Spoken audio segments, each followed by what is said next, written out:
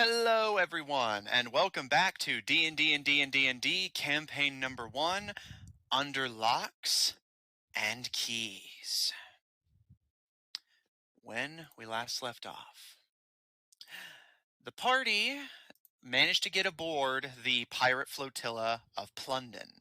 And after a little bit of a fiasco getting their tickets turned in, what with Flower and Fall being a twin mine, so the pirates not being sure whether to count them as one person or two, eventually the party managed to get in and, through Asari causing a little bit of chaos, managed to unintentionally score an acquaintance with Captain Merrick and his first mate and head engineer Nitro, who both agreed to allow the party to participate in the tournament after a little bit of persuasion.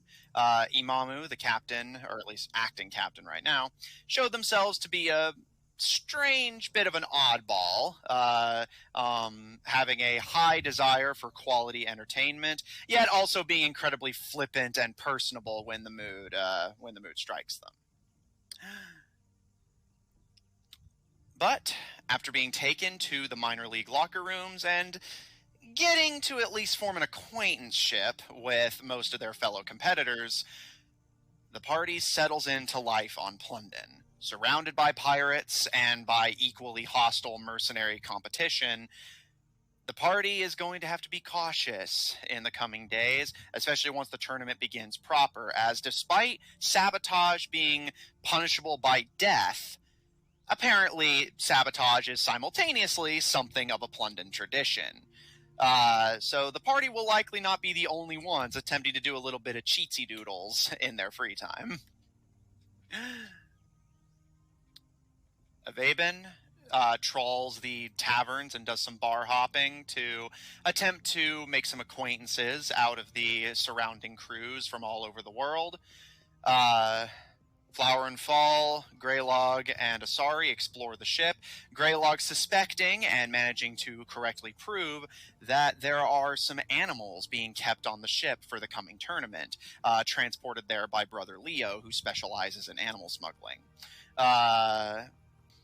And Paul makes some, if not friends, at least some casual acquaintances with their fellow competitors, managing to at least redeem the party and get into your competitors' good graces, which, while Paul simply does it out of the goodness of his heart and the sense of duty, it may pay off to have some friends among the competition, especially with how lethal some of the sabotage can get if either poorly done or over well executed. Pardon my pun.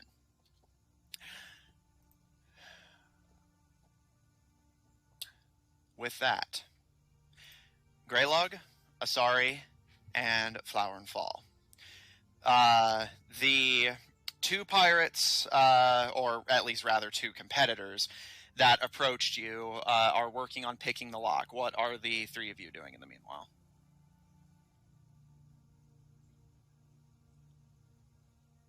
Go ahead. Just waiting. I'm gonna watch. All right, and twins? I'm gonna watch them. Yeah, I'm gonna watch them do their door magic. Yeah, they will also watch. They're curious. Okay. Flower and Fall and Asari, you watch curiously, Greylog kind of sitting back a little bit, and along with the gray uniformed mercenary, just kind of getting a lay of the land and looking around a little bit. Those of you watching the mercenary picking the lock, watch as he pulls his bowler hat off, and you see that they have a hairpin tying up a much longer nest of hair than what it already looks like. It seems like their hair, which already looks to be about like shoulder length, actually could unfurl all the way down their back were it not for this hairpin.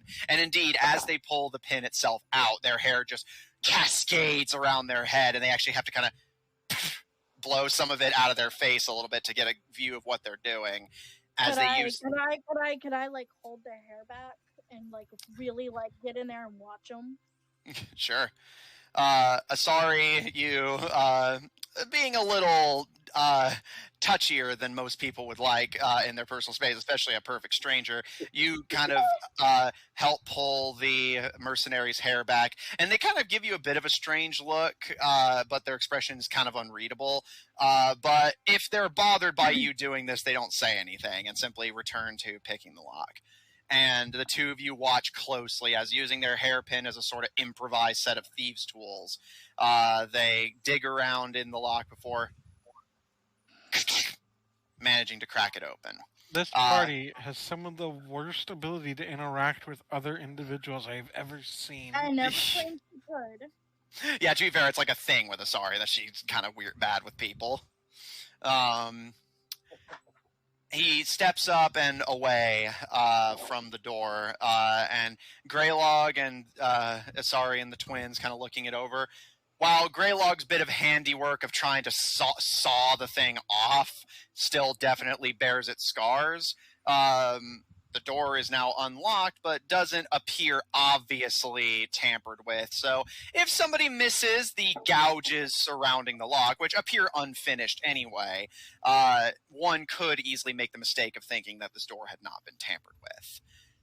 Greylog, do you wish to step inside? Yes.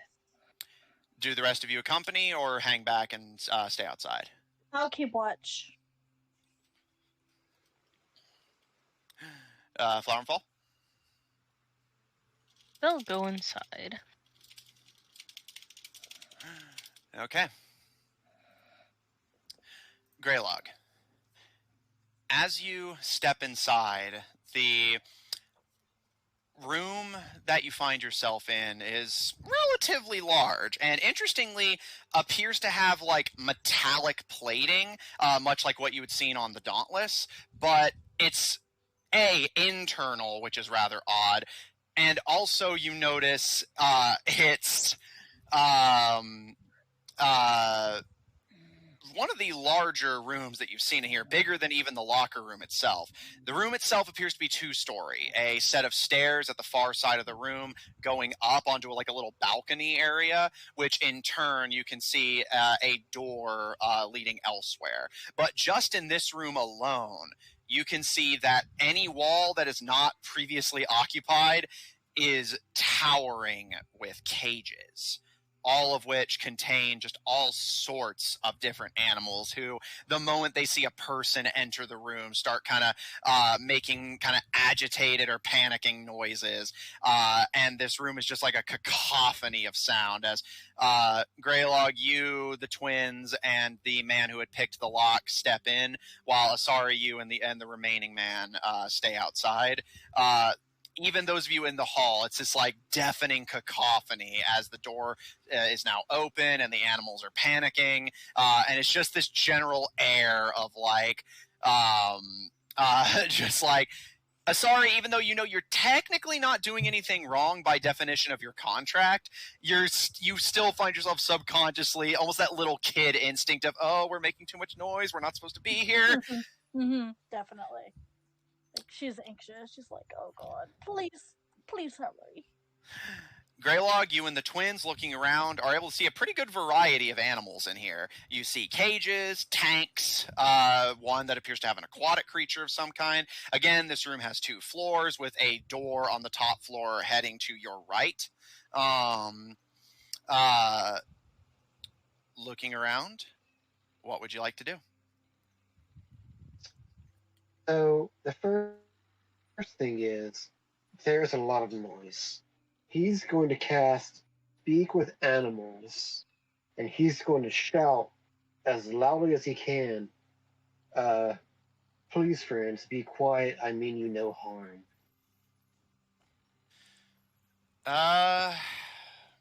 Given that this is a speech-based thing and you're using Speak with Animals, I'm going to call this a Persuasion Check. Although it's one of those weird situations where I'm not sure whether it be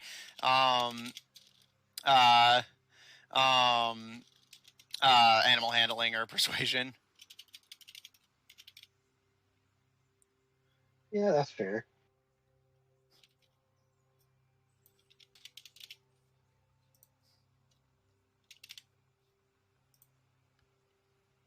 So I'd rather animal handling. Well, yeah, I mean, I'm going to call this persuasion. But it's not. Okay, I was gonna say it's up to you. Okay, let's see what I. Like I said, since you're doing it vocally, addressing a crowd, I'm going to call that persuasion. How's a 23? All right. Greylog, as you give this kind of gentle command, as I'll call it, the room mostly falls silent, although a few creatures do deign to consider complaining. Although it takes the noise from less of this like deafening jet engine and more of just kind of like a shouted argument between a small group of people, which is a much more manageable volume at the very least. Okay.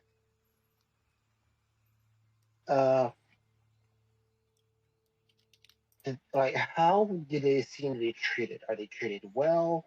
Are they like?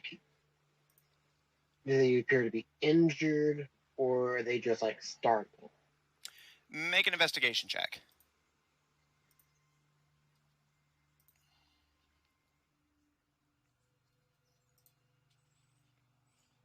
And while he's doing that, Flower and Fall, what are you doing?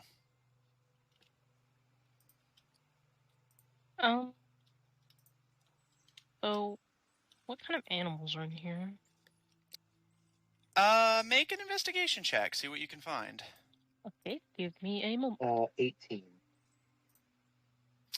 Okie doke. I'll wait for them to give theirs before I continue.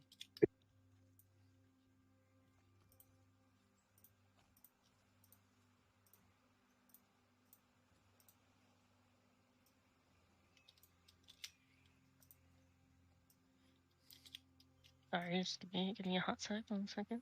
Yeah, no worries. Do what you gotta do. It gives me time to put the ads out anyway. I totally forgotten to do that. Investigation, right? Yes. Okay. Oh, 4. Okay. Okay, here, let me send you that, and then I can... Alright. Looking around, Flower and Fall, there's a pretty good variety. You don't necessarily gravitate to any one creature in specifically, at least not that you're seeing at a glance. But I will say, just as kind of a general overview, you notice a lot of draconic creatures, a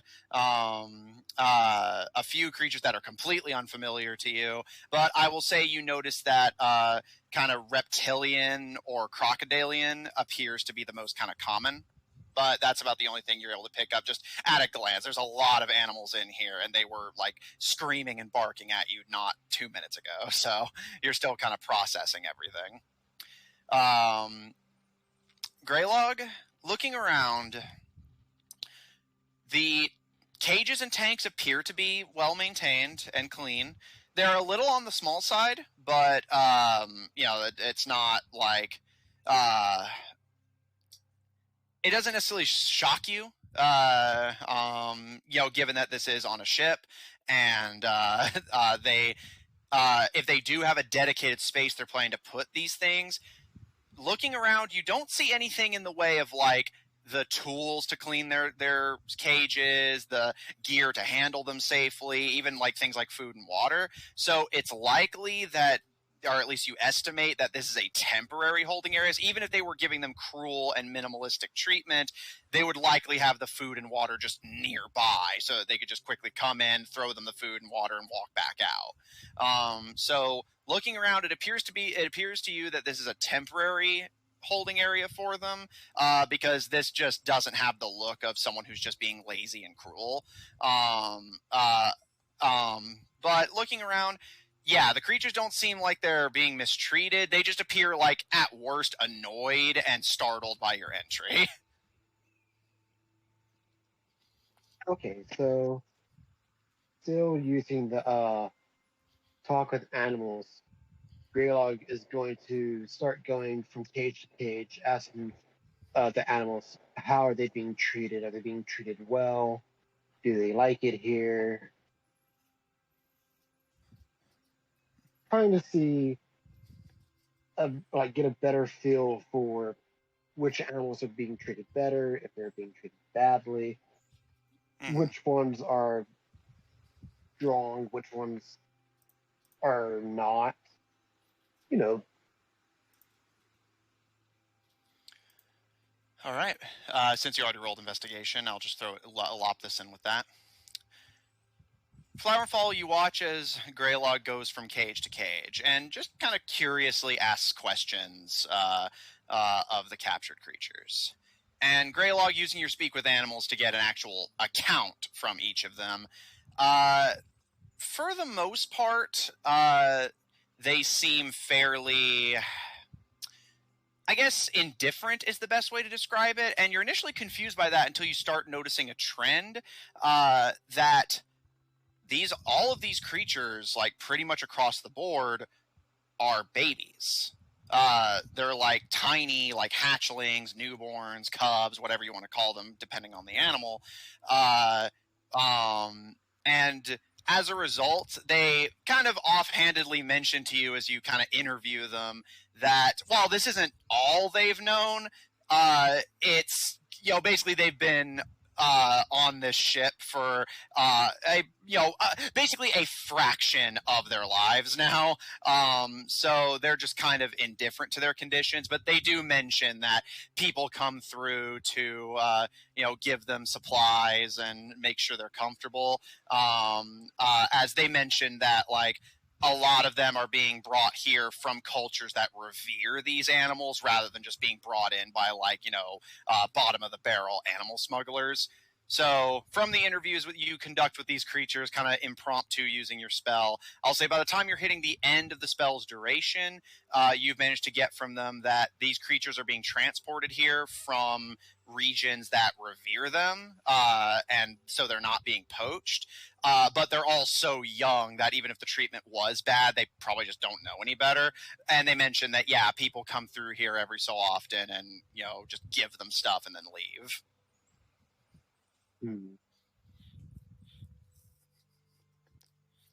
Have they ever made y'all fight before?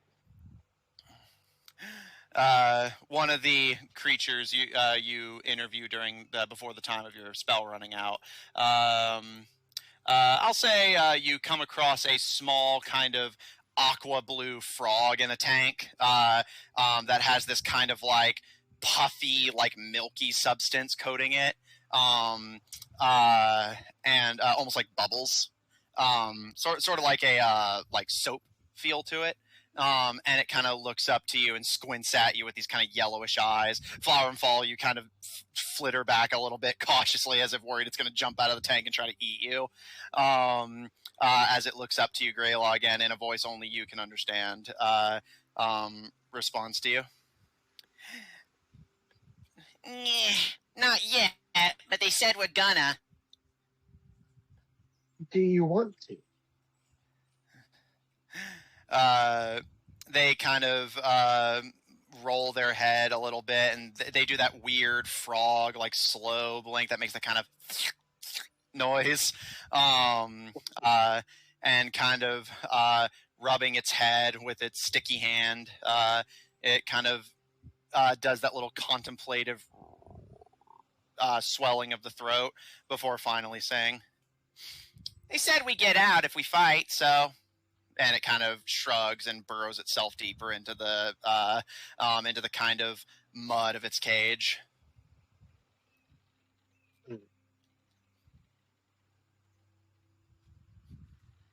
Well, there's going to be a tournament going on. So at the end of the tournament, if they don't release y'all, would y'all like for me to come back and then I can help y'all get away? And then y'all can be free? The frog seems a little confused. Again, it seems like it's so young it may not understand what you're talking about. But eventually it kind of blinking up at you from the mud responds to you. Yeah, sure, I guess. Well, should y'all have to fight, and you see me or a few of my friends, maybe that time not fight. The frog kind of blinks up at you, and why not? Because we don't want to have to hurt y'all if we end up fighting.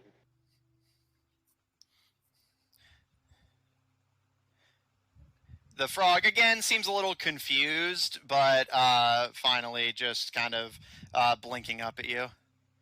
Okay. Can I put my hand into the tank? I want to pet the frog. So you're gonna take the little mesh netting off the top of the tank? At least enough to put my hand in. Okay. Flower and Fall, you watch as Greylog begins to pull the cover of the tank off. Greylog, make an animal handling check.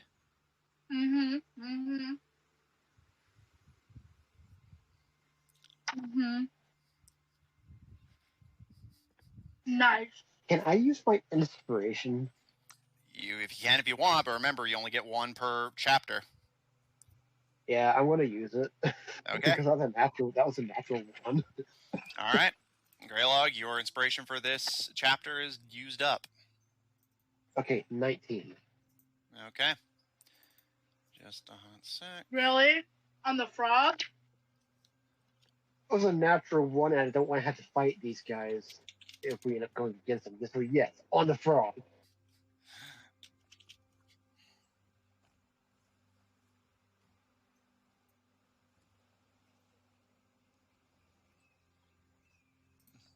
Yeah, that was my thought as well.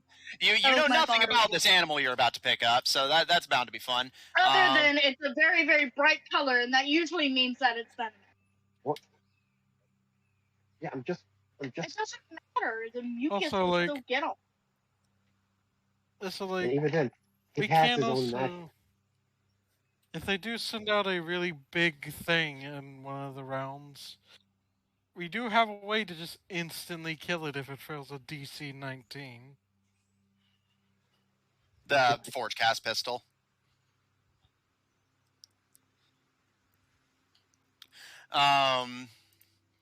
Greylog, you pull the netting off, and the frog kind of stares up at your hand, entering cautiously, and you pet the frog.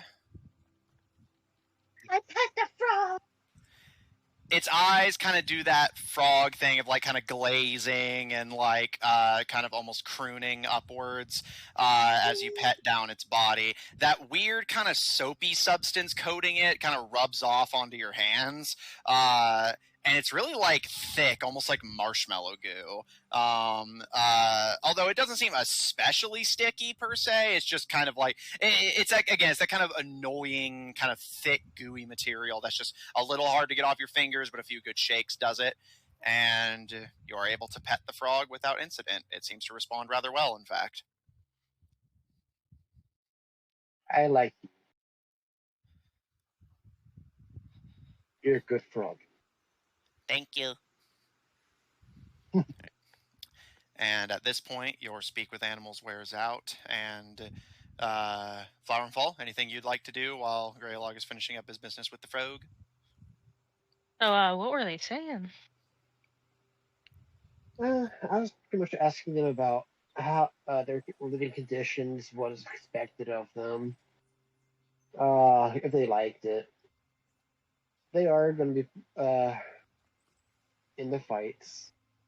They apparently have been offered to be let go if they fight afterwards. I told them if they don't keep their word that I would come back and help them all escape.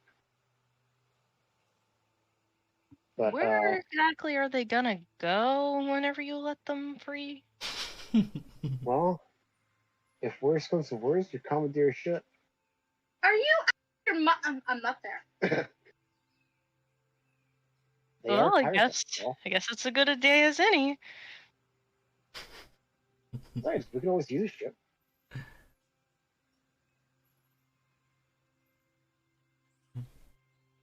Could be Alright. worse.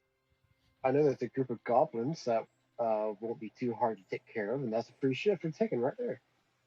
They haven't already left. Bro, the animals are gonna get killed. Flower and Fall, the twin who's not currently speaking to Greylog, I presume Fall, kind of glancing over your shoulder. You see the other man is kind of putting his hair back up into its bun and putting his hat back on and kind of just looking around the room curiously. And you notice his gaze keeps kind of drifting up to the second floor. And he kind of like stares up there for a while and kind of looks around at the different creatures. You see him stop in front of what appears to be a baby dragon and kind of look over it curiously, and he's kind of muttering to himself in a language that none of you understand, seeming just kind of caught up in his thoughts more than anything. I neglected to ask you your name, by the way. He kind of looks up at you, seeming kind of surprised that that you like asked for him. But after seeming a little kind of uncertain, like he's not quite sure what he wants to say to you, I'll you start find with my name if it makes you feel better. yeah. My name is Greylog. He looks a little hesitant. He kind of glances to the twins, but eventually does hold out his hand to you. And Alfred Day. Nice to meet you.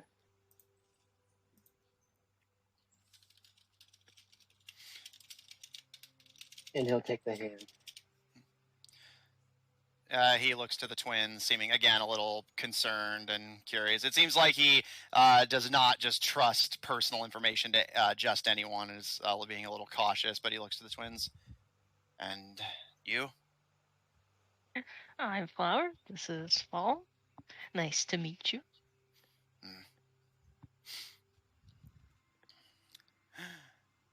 He nods and, seeming content that that is enough conversation for now, returns to his kind of examination of the room and starts kind of curiously ascending to the second floor. Do I see what he's looking at / looking for? Watching him, it appears his gaze keeps going back to the door on the second floor. I would like to follow him. I'm curious. Okay. Flower and Fall, while Greylog follows Mr. Alfred, what will you be doing? Guess I'll go and let Asari know that they're going further in. All right. Asari, as you and the other fella are watching the hallway out. Sorry, I had to sneeze. Thank you. One of the twins pops out and informs you that the group's going further into the room. You can see most of what's happening from your position in the hallway. You can see Greylog and the black-haired man ascending the stairway, with the man in front's eyes seeming kind of mostly locked on the door at the end of the balcony hallway. I'll look to Flower. I'll look to. Do they need babysit? One mic at a time. I didn't realize his was still on. Oh, I didn't realize this was on. Okay, go ahead. Does he need? Does he need to be babysat? Well, I don't know. I don't know what's up there. I can stay here and send Fall up there. I'll be able to tell you what I see. Is it alright if I? Would it be alright? Well, you know what? That's actually really plans.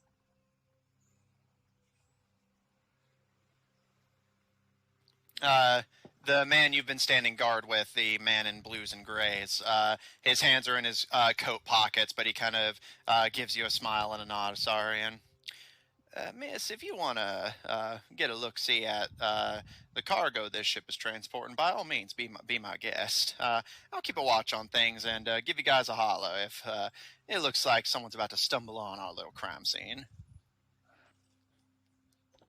She'll give a chuckle. Well, we've got to make friends somehow, don't we? That we Alright. do. Oh, Come on, Paul. real quick, Miss, before you go, I didn't catch your name.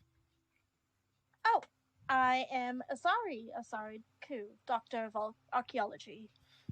Ah, Doctor. Pleasure. He holds his hand out to you. And yours? Mr. Time, but my friends just call me Justin.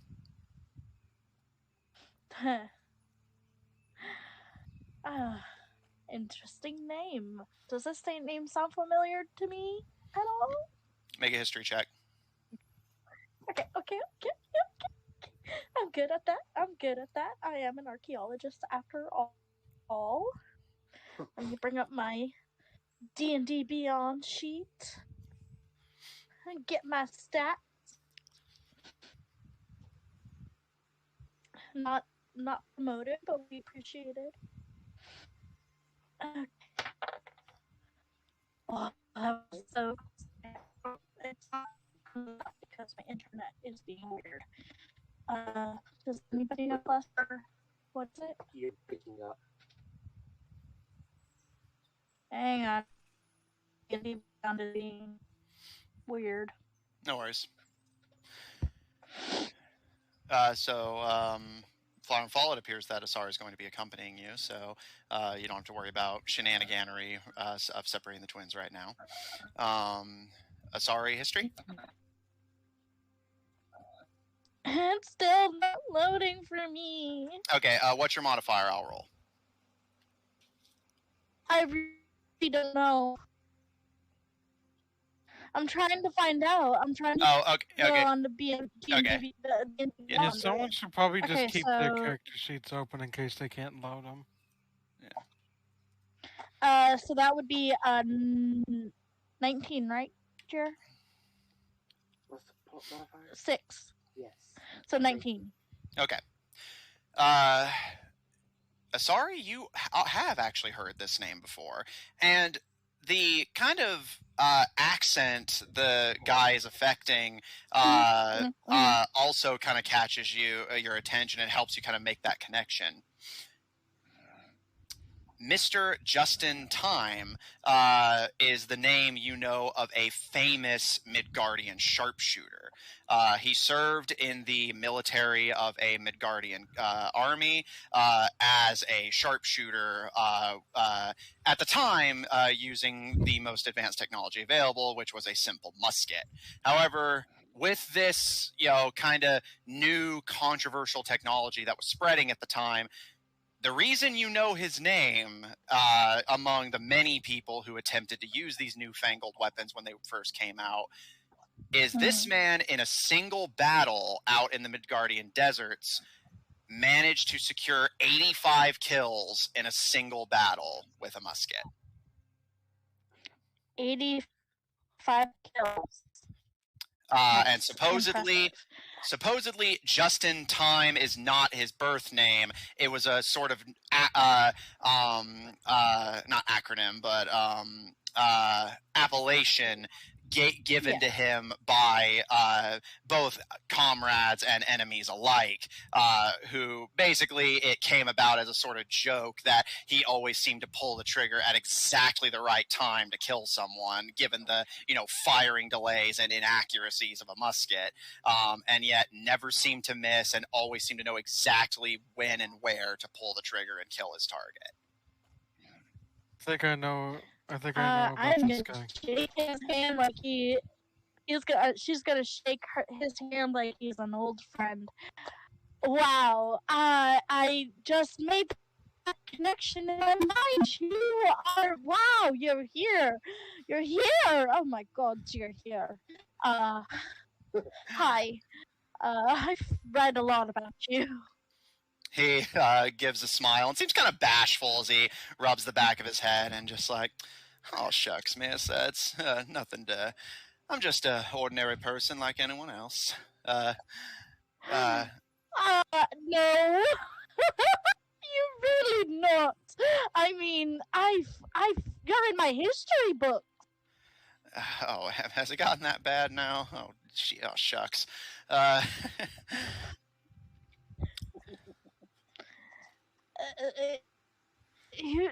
you? Are you the leader of your team, or what team are you on? Oh, yes, suppose we haven't really gotten to know each other. I'll tell you what. He kind of looks around. We ain't technically breaking no rules, and you, miss, would your beautiful sister feel at all strongly about perhaps waiting here and keeping a post so that the lovely Dr. Koo and I can accompany our mutual friends up onto that second floor there? Oh, I don't. They'll have Ball sit here and tell. And seeming to kind of realize something, he again looks a little bashful and, my apologies, my manners are so scattered. Mr. Time, friends call me Justin. Who would the two of you be? I'm Flower. This is Fall. Whenever she gets here. He kind of nods to the two of you, and well, let me just say, it's very lovely that you get to spend some quality time with your sister. I hope this tournament can be very fun for the both of you.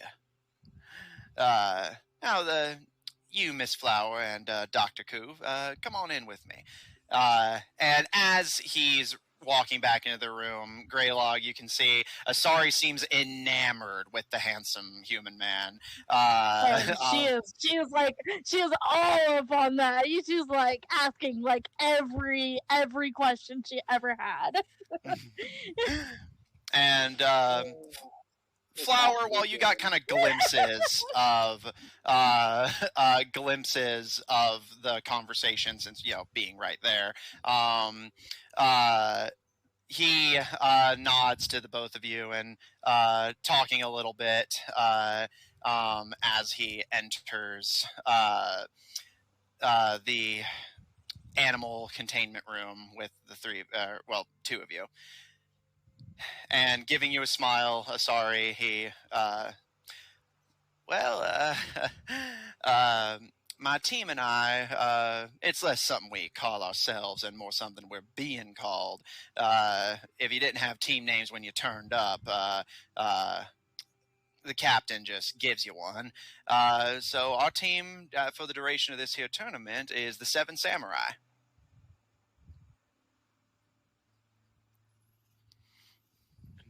Choice. He. Okay, got it. Seven Samurai. Oh, hello. Seven Samurai. Better than our name. Yeah, that's a lot better than the name I came up with. That's for sure. Oh yeah, you're the Divine Five, ain't that right? Yeah, it's quite embarrassing. I'm sorry. Oh no, I think it's a very pretty name, Miss. I mean, saying we're a samurai when only the one of us is actually from an appropriate region for that. It's it appears like it's something that Mr. Imamu just came up with on the spot. But no, and I'm not the leader of our little band we've assembled. That'd be one of our other friends back in the locker room. Well, perhaps I can meet them. Oh yeah, I think you'd be right. Pleased as punch to meet you. Just if you want to have a little bit of a one-on-one with the man, I'd be sure to help arrange something. Are we allowed to do that? No, nothing in the contract about not socializing with your competitors, long as I don't cause any hesitation or undue stress being on the business end of those mighty fine arms of yours.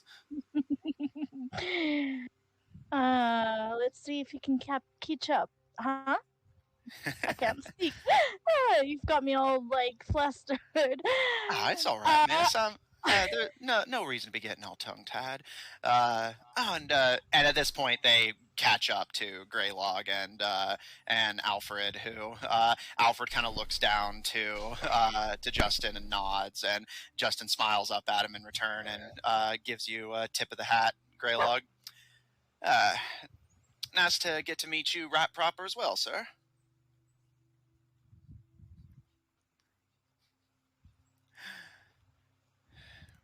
Nice to meet you And too. at this point, everyone sans Fall, who stays below at the doorway, go across the balcony. Greylog kind of looking over the various animals. There doesn't appear to be too much difference in terms of the actual animals themselves. Basically, it seems like anything lightweight is put up here, and anything that's heavier or more dangerous is put down on the ground. So they don't make undue messes in the event of an escape. And you approach. You approach the door, which is not only barred, but as Alfred kind of gives it an experimental pull, locked. Not that we should be expecting otherwise. Do I hear anything on the other side? Make a perception check. And yeah, you notice Alfred doing the same thing. Look, D&D Beyond just came up. I'm gonna die. Oh, it's raining. Just what we fucking needed. More fucking rain. Hey, guess Hey, guess what? D&D Beyond decided decided to come up. All right, and Greylog, what'd you get for perception? 19. Okay. And Asari, Flower and Fall, are the two of you going to be doing anything while Alfred and Greylog investigate the door?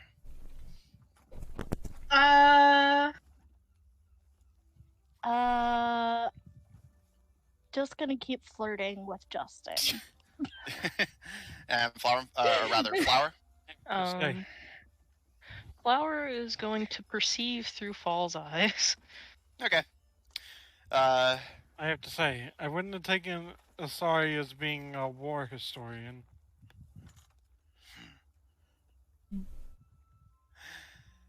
Asari, you Listen. and...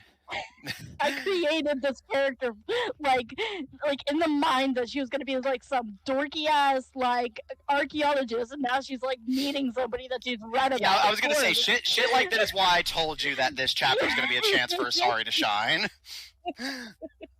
Like, to be fair, most of the time you specialize, but... And I know.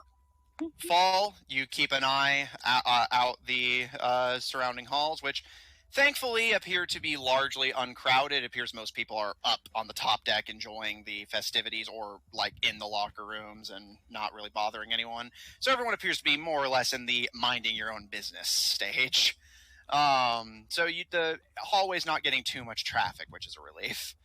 Again, less that you're actively breaking the rules, and more you just don't want to have to either explain it or potentially get into arguments and be forced to share the information. Greylog, as you and Alfred press your ears to the door and kind of investigating, you don't hear anything on the other side. Alfred seems to confirm this as he looks back to Justin. Nothing. Silence.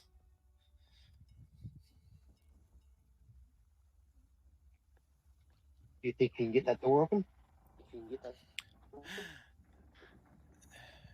I think I can, but not right now.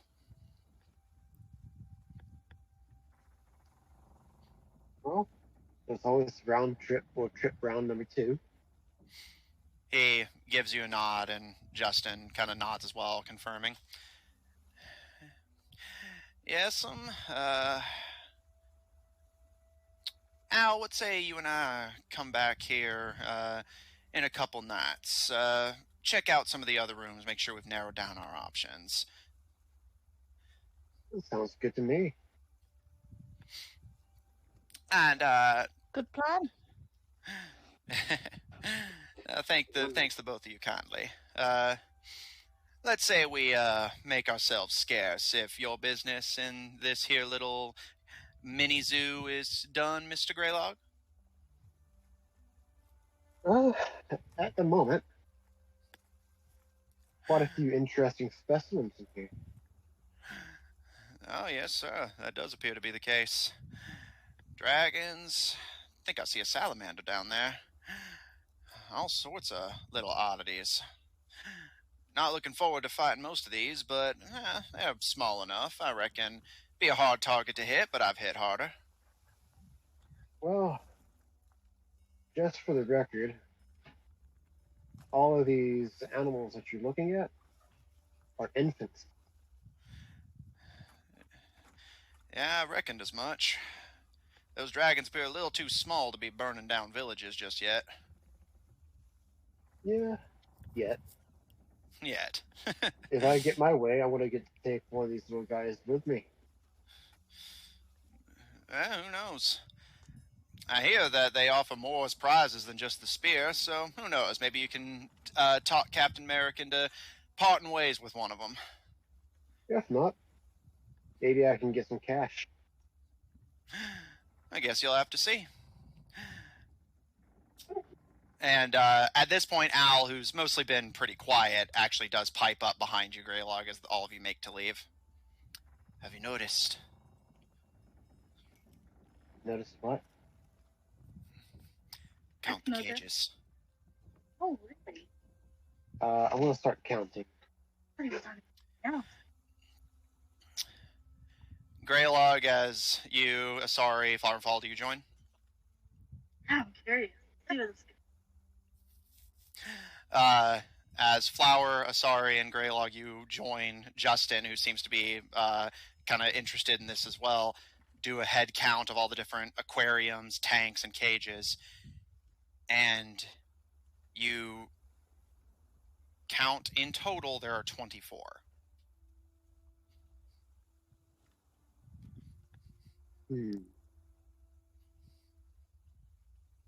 Does this strike Greylog having any significance? Or me?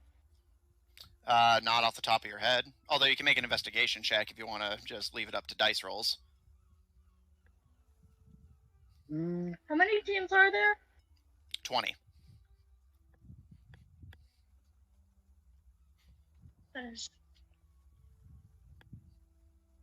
Well, it's 24 cages. But what are you seeing, Alfred? 24 cages, and likely we're not going to be the only ones who think to break in here and see what they're hiding on this ship. That means that... And he points to the aquarium containing the frog. Let's say when you open that the beast got loose. That means there's 23 left.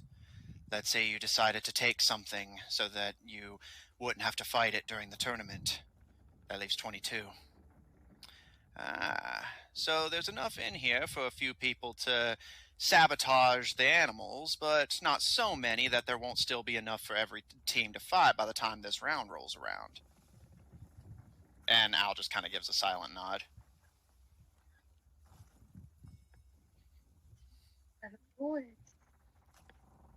Good observation.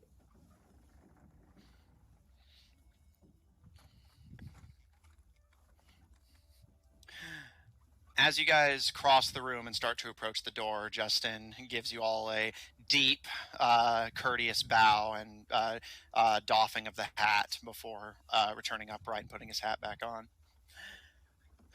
Well, I reckon Alfred and I are going to go try out some of the bars up on the top deck. Y'all want to tag along, or you got some more skulking to do? Oh yes, I'm going. No, So there was an actual dragon, fire-breathing dragon, There's multiple in there. amongst this group.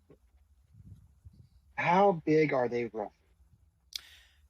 Like in just terms of sheer size, or like size category? Yeah. Like what measure are you wanting? Like, what size are they at the moment? Like, compared to me? They seem definitely smaller than you, but not like they're kind of in the 3 foot, 4 foot range.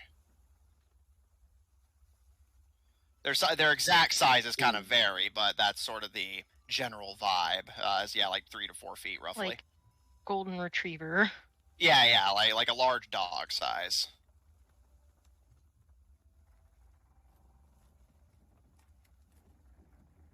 Okay, that gives me a few ideas. Like, I'm thinking about bringing one to take with me if it'll Oh come. my god! What? One thing we have to fight. One thing we won't have to fight. And you don't think they're going to notice a big fucking dragon in your cart? Uh, You can see what Al's part kind of muzzle all these? looking between the two of you cautiously, and Justin just kind of puts his hands up and steps back a little bit, seeming like he very suddenly doesn't want to be near you as you propose, just casually abducting a dragon from this room. Like, do I remember which pirate it was that was smuggling these animals? Brother Leo. Okay. I won't steal it, but I will see if I can't find Brother Leo and maybe see about a bargain for one. Think about Greylog. I want a dragon. No. Why not? Why? Dragon! Can't take care of it. We're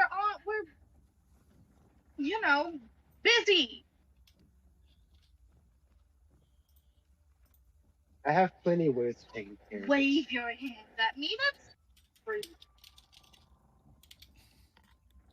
Flowerfall, the two of them break out into an argument. What are you doing? Just kind of like looking at the animals.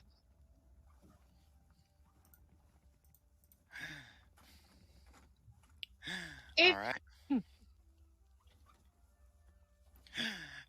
Flower and Fall, as you look over the animals, you can see, again, a pretty good variety. You see multiple baby dragons, some crocodilian-looking creatures, a turtle, a penguin, a rabbit, a snake, all sorts of creatures just kept in these, again, respectably sized for transport, if not for actual comfortable extended staying,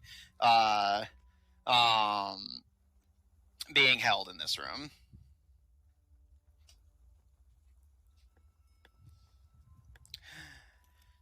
Greylog, will you be joining these two and Asari and heading up to the topside bars, or do you have further business? Greylog will be. I want to look at something real quick. All right, while you're doing that, Flower and Fall, where do you want to go after this is taken care of? Unless you want to stay here with the animals, which you can. No. I'll go look around the ship more. Okay. And Greylog, what will you be doing? I will go with Flower and Fall and keep looking around. Okay. Though he will be asking around to see if he could maybe find one of Brother Leo, Yeah. his crew members, to see about setting up a meeting with him. Okay. Make an investigation check.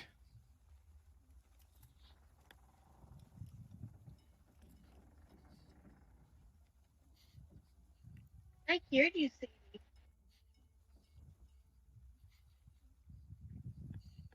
That is an 18. All right. Noted. Asari, you delightedly accept the invitation to head up onto the top deck and just enjoy yourself a little bit. After all, it may be a tournament that you are participating in, but it's also a party, at least for the bulk of the crew. Yeah.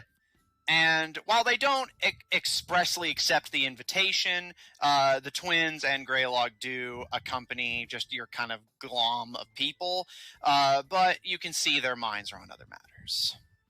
As Asari, you just spend the day with Justin and Alfred, who just kind of meander around the town enjoying themselves. Flower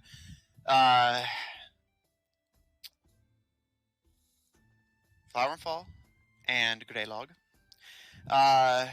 It takes you a little bit of doing, more Greylog than the twins, as Flower and Fall, you're just, again, enjoying the sights. Kind of almost drifting behind Asari's group, as you just kind of take in the various sights and interesting folk that are in a place like this. Again, you can see kitschy stands, selling all sorts of weird, exotic things from around the world, exotic eggs and trade goods and things of that nature. Greylog keeping pace behind them, but mostly stopping to engage with the people more than the sights and touristy side of things. You have difficulty tracking down Brother Leo's crews, but I will say that with a little bit of digging, the few you can find who work for him, which interestingly all appear to be very finely dressed. Like that's one of the few distinguishing traits you notice about Leo pirates is that they tend to dress in the fineries and jewelry and stuff. A Leo pirate that you managed to kind of corral into talking with you eventually just kind of seeming like he's just trying to give you something vague so that you'll leave him alone, does say that the brethren will mostly be keeping to themselves outside of a appearance for the tournament, and otherwise are rather busy with ongoing meetings that they're having every day or so. But he did say he would pass on word, but makes no promises, basically. Well, if he ever gets a free moment, tell him I have a business proposition, and I'll flip him a gold.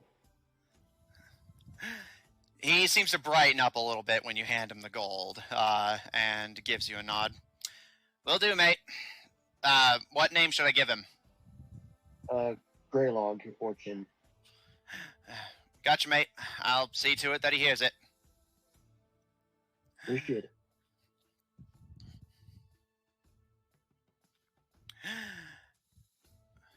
And finally, as Greylog, you scrounge for what little additional information you can. Flower and Fall, you just take in the sights. Sorry, you take in the sights. Hell yeah! Greylog is going to have to kill his new friends now. Hey. You're the one that wanted to talk to him. Not my fault that they're hot. Paul, you dedicate most of your time, as previously discussed, to keeping the minor league locker room a little more habitable, as it is clear that they are not the crowd favorites and don't get a lot of attention. Although given the septennial nature of this tournament, you're wondering how there can be such league discrimination. But not really being one to think about such things, you mostly just focus on the matter at hand. And the teams and your competitors seem to appreciate it in their own way. Vaben, already having jumped onto bar hopping and seeing the sights from the beginning, you stop to get yourself a drink every day, every other day, however much you're comfortable with. And while you are taking the time to enjoy yourself, you're mostly in the market for some new friends. Not necessarily to replace your traveling group, although you may be open to that, but more for the practical matters of getting a lay of the land.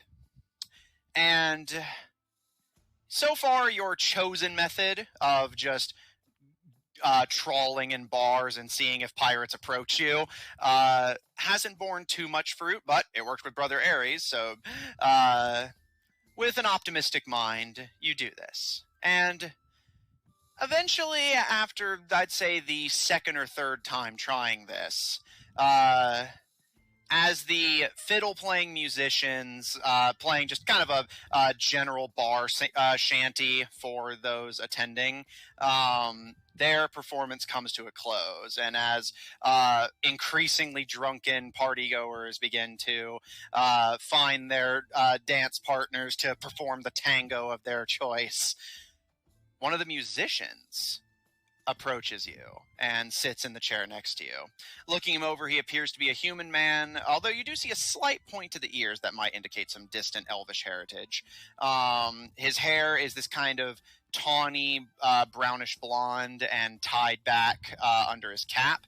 His cap, which is one of the first things you noticed about him just entering the room and seeing him on stage with his bandmates playing the fiddle, is that he's wearing what appears to be a skinned animal on his head. It's this kind of brown, almost canid-like creature whose pelt just is wrapped around his head. His face is aged, but it appears pretty handsome. He has a set of these kind of deep brown eyes that kind of gaze over you. He appears sober. There's no sway or kind of mistiming to his motions. And looking over his coat, it appears to also be made out of animal hides, although these ones appears to be more properly like tanned and leathered than the just raw pelt he has on his head. So this kind of leather overcoat, animal skin hat, and appears to be a handsome, vaguely elven, but mostly human man. He's putting his fiddle back into his case, but he pauses at the bar next to you and sits down alongside you and, I'll buy you a drink. Sure, if you want. Hey, bartender, couple over here for me and my friend. And the bartender, appearing again as much as the bartender in Tortage had been somewhat haggard looking, but more experienced and toughened to these, well, toughs that are frequenting his establishment, nods and goes to get the two of you a drink. So whenever he says that, he's like, oh, are we friends now? I guess you could call it that. I've noticed you sitting in here all by your lonesome past couple days. Figured maybe you just needed someone to make the first move. Oh, I've just been observing, seeing if I recognize anybody. Admittedly, that's like a one. And how many pirates are on this ship? This point, not even just pirates. We got crooks and toughs from all over the world. I'd reckon at this point there's easily a couple million of us. Yeah, it's literally a 1 in a million at this point, with how many of them I actually know. Yeah, well, that's what making new friends is for. And he holds out a leather-gloved hand to you with a smile. Can I get your name, son? Aven. And yours? Dixon. Nice to meet you. So, what brings you to Plundan, Aven? We're here to try and win that spear. Oh, are you now? Well, I wish you the best of luck. Yeah, I've seen some of the competition. They haven't impressed me yet, but we'll wait to see what happens in the actual fights. Yeah, it might be best to wait before making those kind of judgments. Now, I ain't so old that I've seen these kind of fights before, but if it's anything like the stories I've heard, I imagine we'll get quite a show. So what you bring to the table? Magic? You just tougher than you look under that armor, or? I'm good at shooting people and stabbing people. Do you think pirates like explosives? I've heard that quite a few of them have a penchant for it. Well, then they'll get quite a kick out of what I have planned. Can't wait to see it. Now, don't you worry. I ain't planning to compete myself. I was just curious to meet one of the fighters. Don't see him coming topside all that often. That's interesting. I would have thought they would be getting pissed drunk every night. Well, from what I hear, you want to be getting pissed drunk while all your stuff's unattended to. I hear that drunkards are pretty easy to pickpocket. Well, I'm sure most of them are, but I'm sure some of them are a lot more observant even when impaired. Yeah, I suppose so. Well, I'm in here most nights performing with my fellas up on stage. If you need if you're just looking for company and making friends, I can certainly squeeze you in a little bit. Besides, you sitting by yourself here at the bar is just getting kind of depressing to look at, friend. Yeah, I mean, it's kind of hard to know how to approach a pirate because, you say one wrong word and next thing you know, a bullet's whizzing past your head. Especially when they're drunk. We ain't so bad once you get used to us. But if you want to make friends quick, well... And at this point, the bartender returns and puts 2 frothing mugs in front of the pair of you. And he gives a smile and hoists up his mug and kind of tips it towards you, seeming like he wants to toast. And while he lets his sentence kind of trail off, you can gather, I imagine, what he's getting across. Buy some drinks. Mm-hmm. It's like, yeah, that's what I did last time. That's how I met this one pirate who went by Stitches. Ah, Stitches. Elvie fella, all mangled up. Looks like you got on the bad side of a knife suit. Yeah, that's the one. Yeah, I've seen him before, out on the waters once or twice. Are you actually a pirate or are you a musician? Yeah. Well, I can't be both. I guess it wouldn't be expected. Yeah, there's a lot you don't know about pirates. I act as a musician once or twice, but I'm the striker for my crew, actually. What does that do? It just means whenever we stop on islands, I'm the one who goes out hunting, catching beasts, bringing us back food, that sort of thing. It's hard keeping a ship as big as ours stocked for long trips. And it seems like you made your entire wardrobe out of that job. Well, I admit it's a little on the tacky side, but in truth, I actually just started wearing it because I heard some stories of a sharpshooter who was in the tournament last go around who wore something like this, and I just saw them selling lookalikes, and I just couldn't resist. No, they actually made recreations of their outfits. Oh yeah, you win this tournament, you're basically a celebrity. That's interesting. Well, a celebrity among certain kinds of people, anyway. Oh, see, I don't think I don't think these certain types of people are that bad. If the people demonizing them are anything like how I've gotten the impression from, they'll demonize about anyone they just don't like. Take it from someone who lived in Sherwood, which is near Britannia. Huh. Well, you may not be among friends, but you're among equals, if nothing else. Well, you know what they say about enemies of your enemy.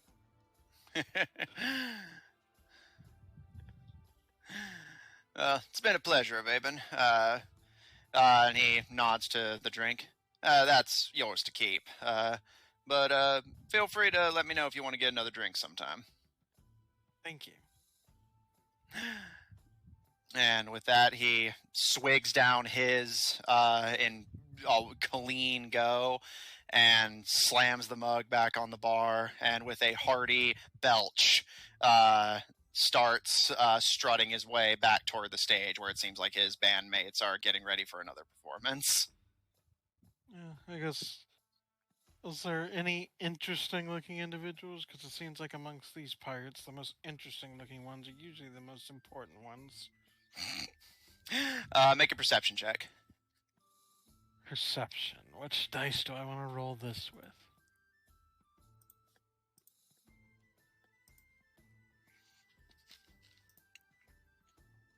Natural 20. All right. I chose very wisely on which dice to roll. Yeah, you have chosen wisely. Okay. Looking around, you see quite a few figures that at least catch your attention as being worth looking at. You see a man you actually recognize. The red-headed man who was in the very elaborate blue and gold fineries that you had seen in the bar while you were initially trawling it for Brother Ares' crew. The one who you had seen in an argument with the knife fighter. Sitting across from him, you see someone who's dressed in a very similar uniform. However, his hair is a smooth, slicked back, greasy black, almost like goblin hair. But again, his outfit is no less fine and well kept, and honestly rather gaudy. And you swear you can see other pirates kind of pointing to the two of them and like laughing to each other. And the aforementioned knife fighter, you can see him in the bar as well, sitting across from another man who looks similar to him but much older. His face is kind of sunken, his hair is graying a little bit, but he has these kind of glittery, pretty gold eyes that peer around the room. And while he looks much more relaxed than the seeming kind of agitated man across from him, you can see his fingers kind of twitch every so often. You notice his fingers are sporting several scars. Beyond those groups, here I have a list here. You see, sitting alone and quietly, what appears to be a human woman, although she is very pale, so you imagine she could be a lot of things. And you can't check their ears, as they have a head of golden locks that, even from under their small tricorn hat, tumble down nearly to their back.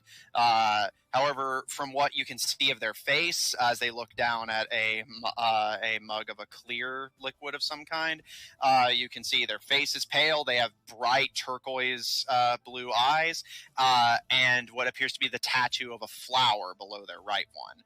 Their clothes are a simple captain's jacket and pants, although you notice that it has this kind of, it's this red color with matching turquoise trim to her eyes, but you notice the shoulder pads have those kind of little tufts to them that you would normally see more on an admiralty uniform than on a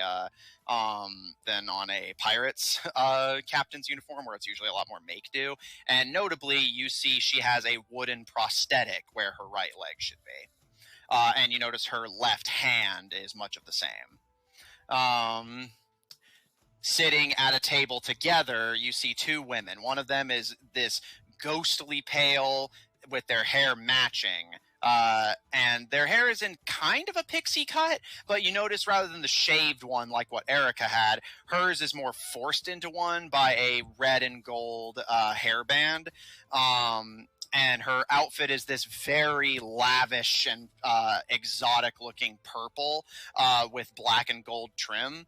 And you notice that she has these gold, almost like trailing ribbons down her arm. Her left arm coming up in a like elbow length, like aristocratic purple glove, and the other ending in a much more rough-looking fingerless purple glove, and a pair of well-worn black boots. And her hair, which even in the pixie cut trails past her back and down to her legs, is tied back and is basically forced into this massive bushy ponytail that trails all the way down to her legs. And you've only seen hair like that on elves, but again, her hair covers her ears, so you can't tell, but you do notice her eyes are kind of lifeless and white looking, and has a deep black makeup shadow around it. And sitting across from her, you see a orange-haired girl with her hair in pigtails, wearing what appears to be a metallic eye patch over her left eye, and wearing a very simple and plain looking black and white outfit. although you do notice that her stockings and shirt have this kind of white and green kind of circuitry pattern on them, which is very interesting in this day and age. Her expression is also kind of just left as is, very monotonous, doesn't express that much. Although she expresses a little bit more than the woman across from her, although her movements are very stilted and awkward. And her eyes seem to have a bright pale green that matches the circuitry patterns. Those are the figures you see in the tavern right now that immediately attract your attention. Okay. It seems like the first two guys are wearing some kind of uniform. Can a Vaben maybe think of like who that uniform might be pertaining to? Make a history check.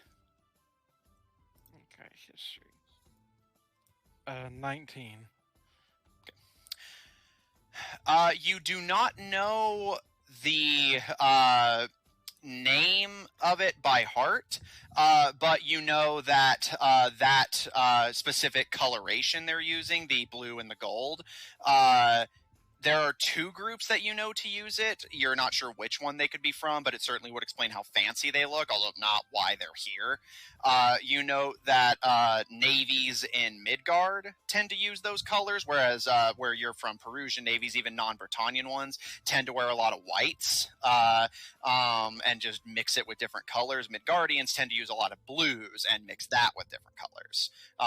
Like each navy, of course, being distinctive, but having the same sort of base coloration. However, you do know, while you don't know it by name, as again, your people are not seafaring, you've heard that there is an independent group separate from Britannia that Britannia often works with. That's this kind of merchants guild that trawls the seas. Again, you don't know it by name, although some do simply call them the Merchants Guild. That does employ a very similar looking uniform, and you do know that they have quite the seafaring presence, so it is possible that people from that could have ended up here. But you don't know them to be a criminal guild, so whether they have any involvement here, you wouldn't know. Alright. Do those two seem like they're, working through their drinks? Alright, you want to approach them then? Do those two seem like they're working? Oh, sorry. I wasn't sure you were. I wasn't sure you were asking that a question. At the moment, you notice the dark-haired one is drinking and appears to be about halfway through his. The red-headed one across from him does not appear to be drinking at all. I think Aven's interested to know what's going on with these two, because he saw them earlier.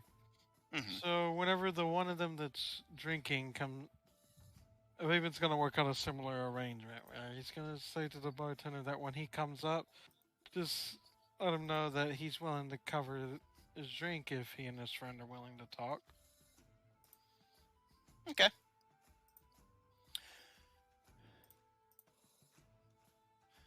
Give me a second, just switching up the music. All right. It doesn't take too long. The dark-haired man seems to kind of almost be surprised by it and notices that his drink has gone down.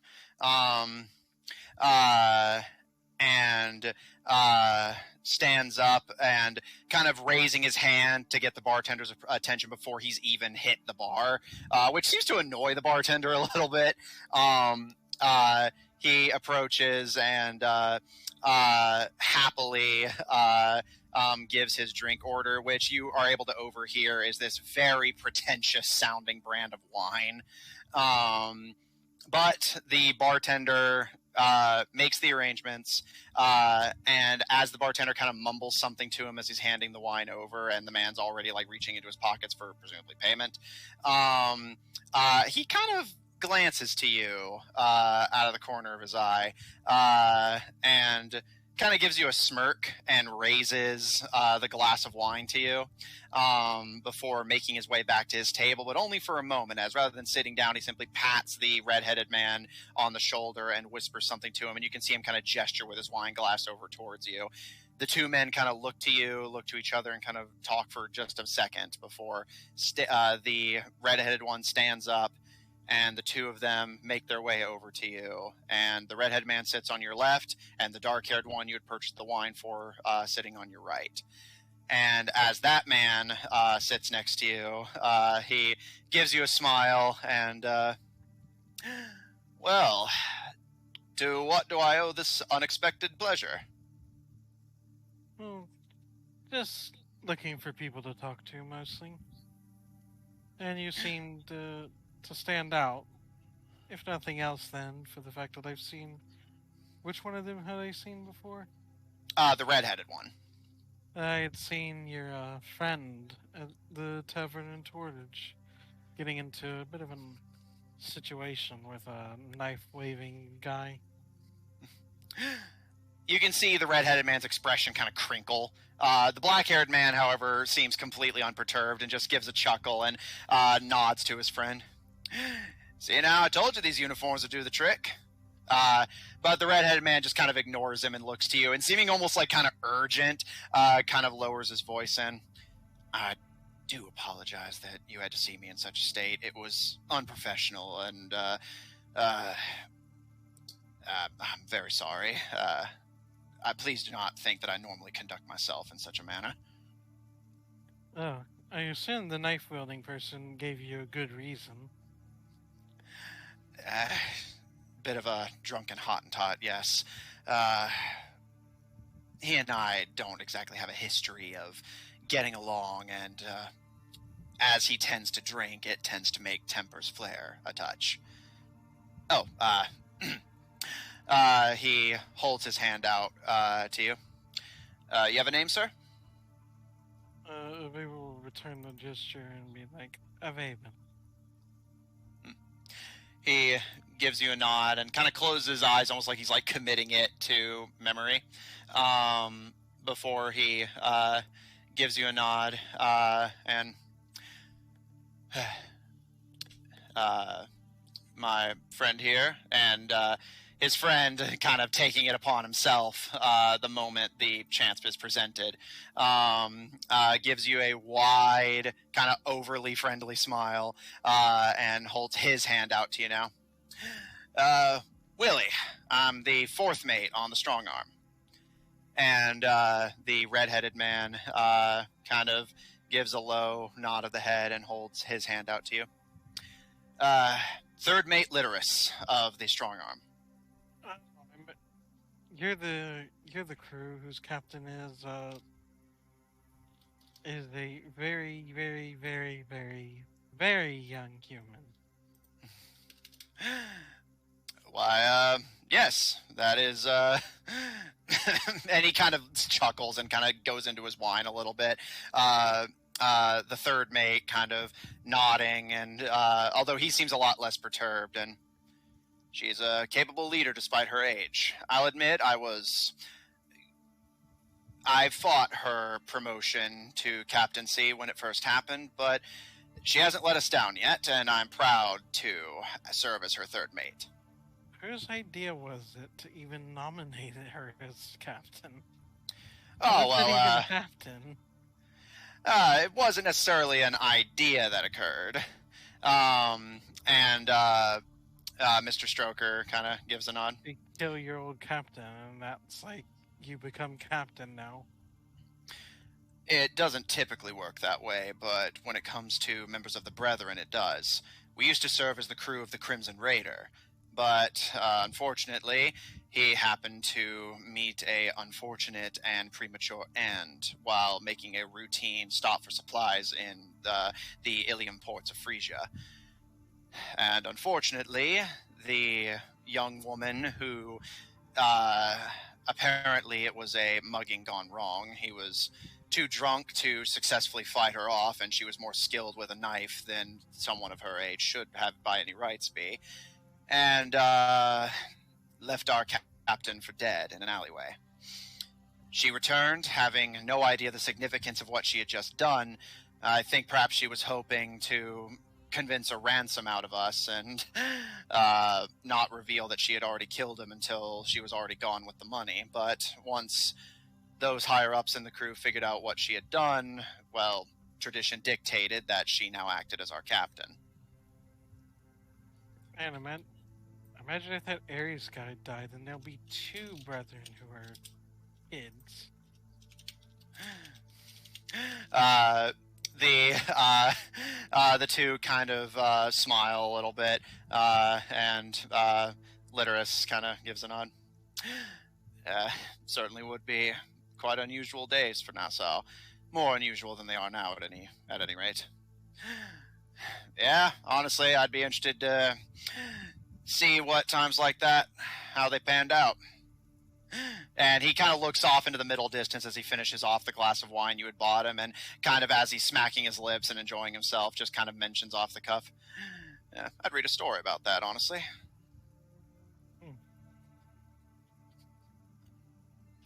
So, I'm assuming from what you said earlier that you are not the original owners of those uniforms?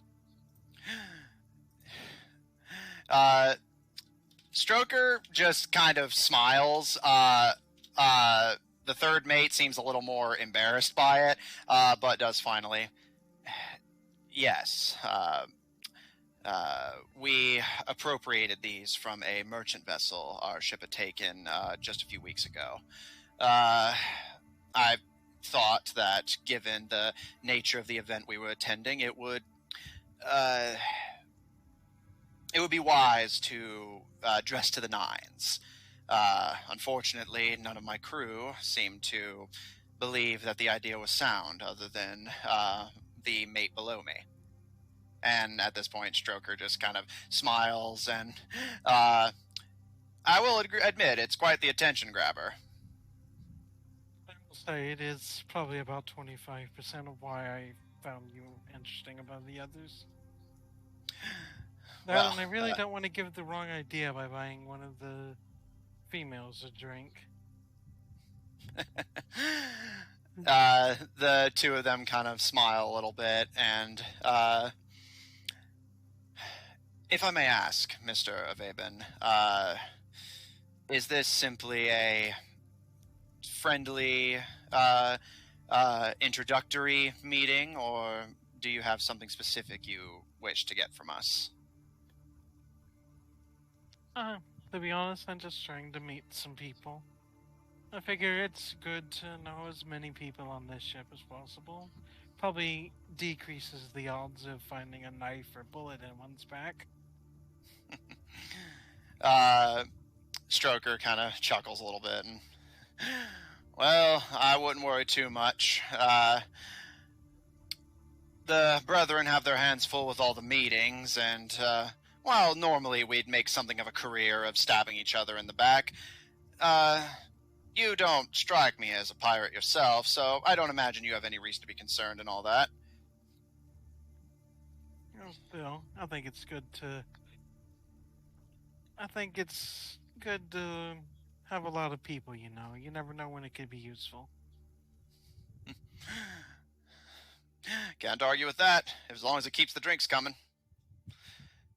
And the two of them kind of settle in, seeming content to kind of include you in their seemingly very one-sided bar hopping, as you notice that third mate Litterus does not at any point order drinks even on your tab, so it's not a money concern. You're not a drinker? No, sir. Drinking is one of the few vices I will not allow myself. Any particular reason?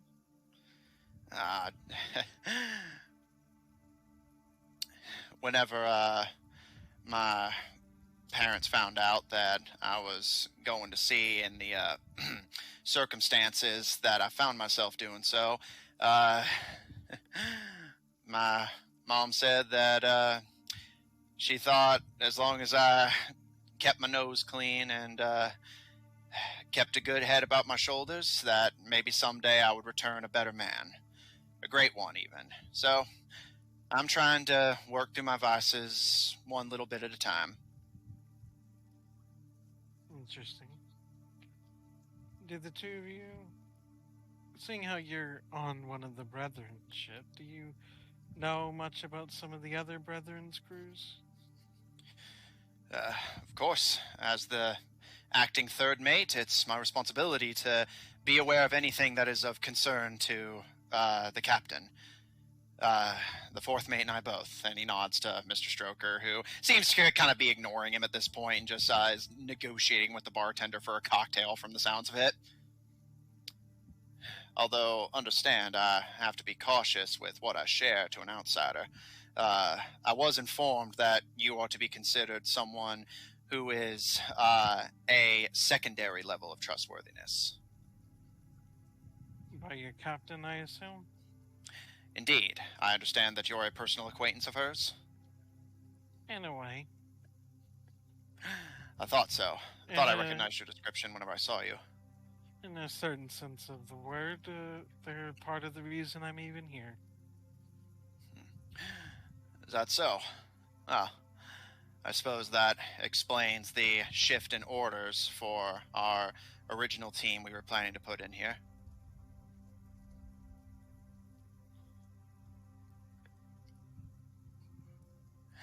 So I gather that your captain doesn't much like the Ares captain very much. What about the others? What can you tell me about them, what they think of them?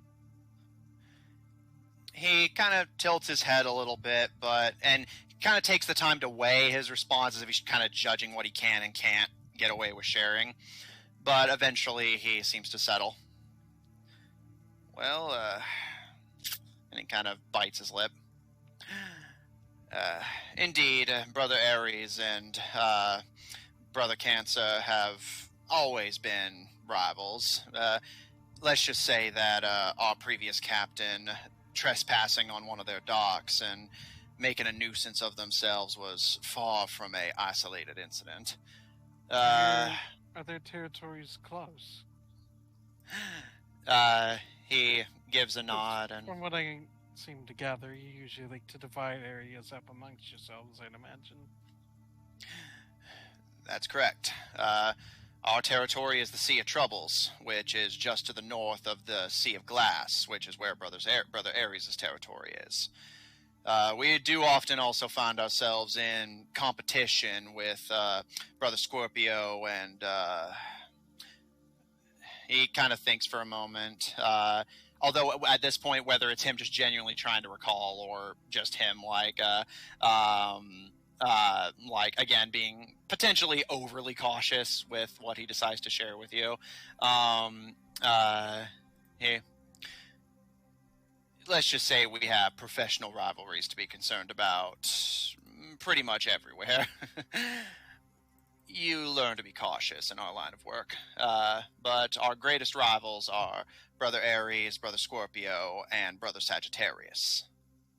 Didn't we figure out who was the one for each of those titles yet?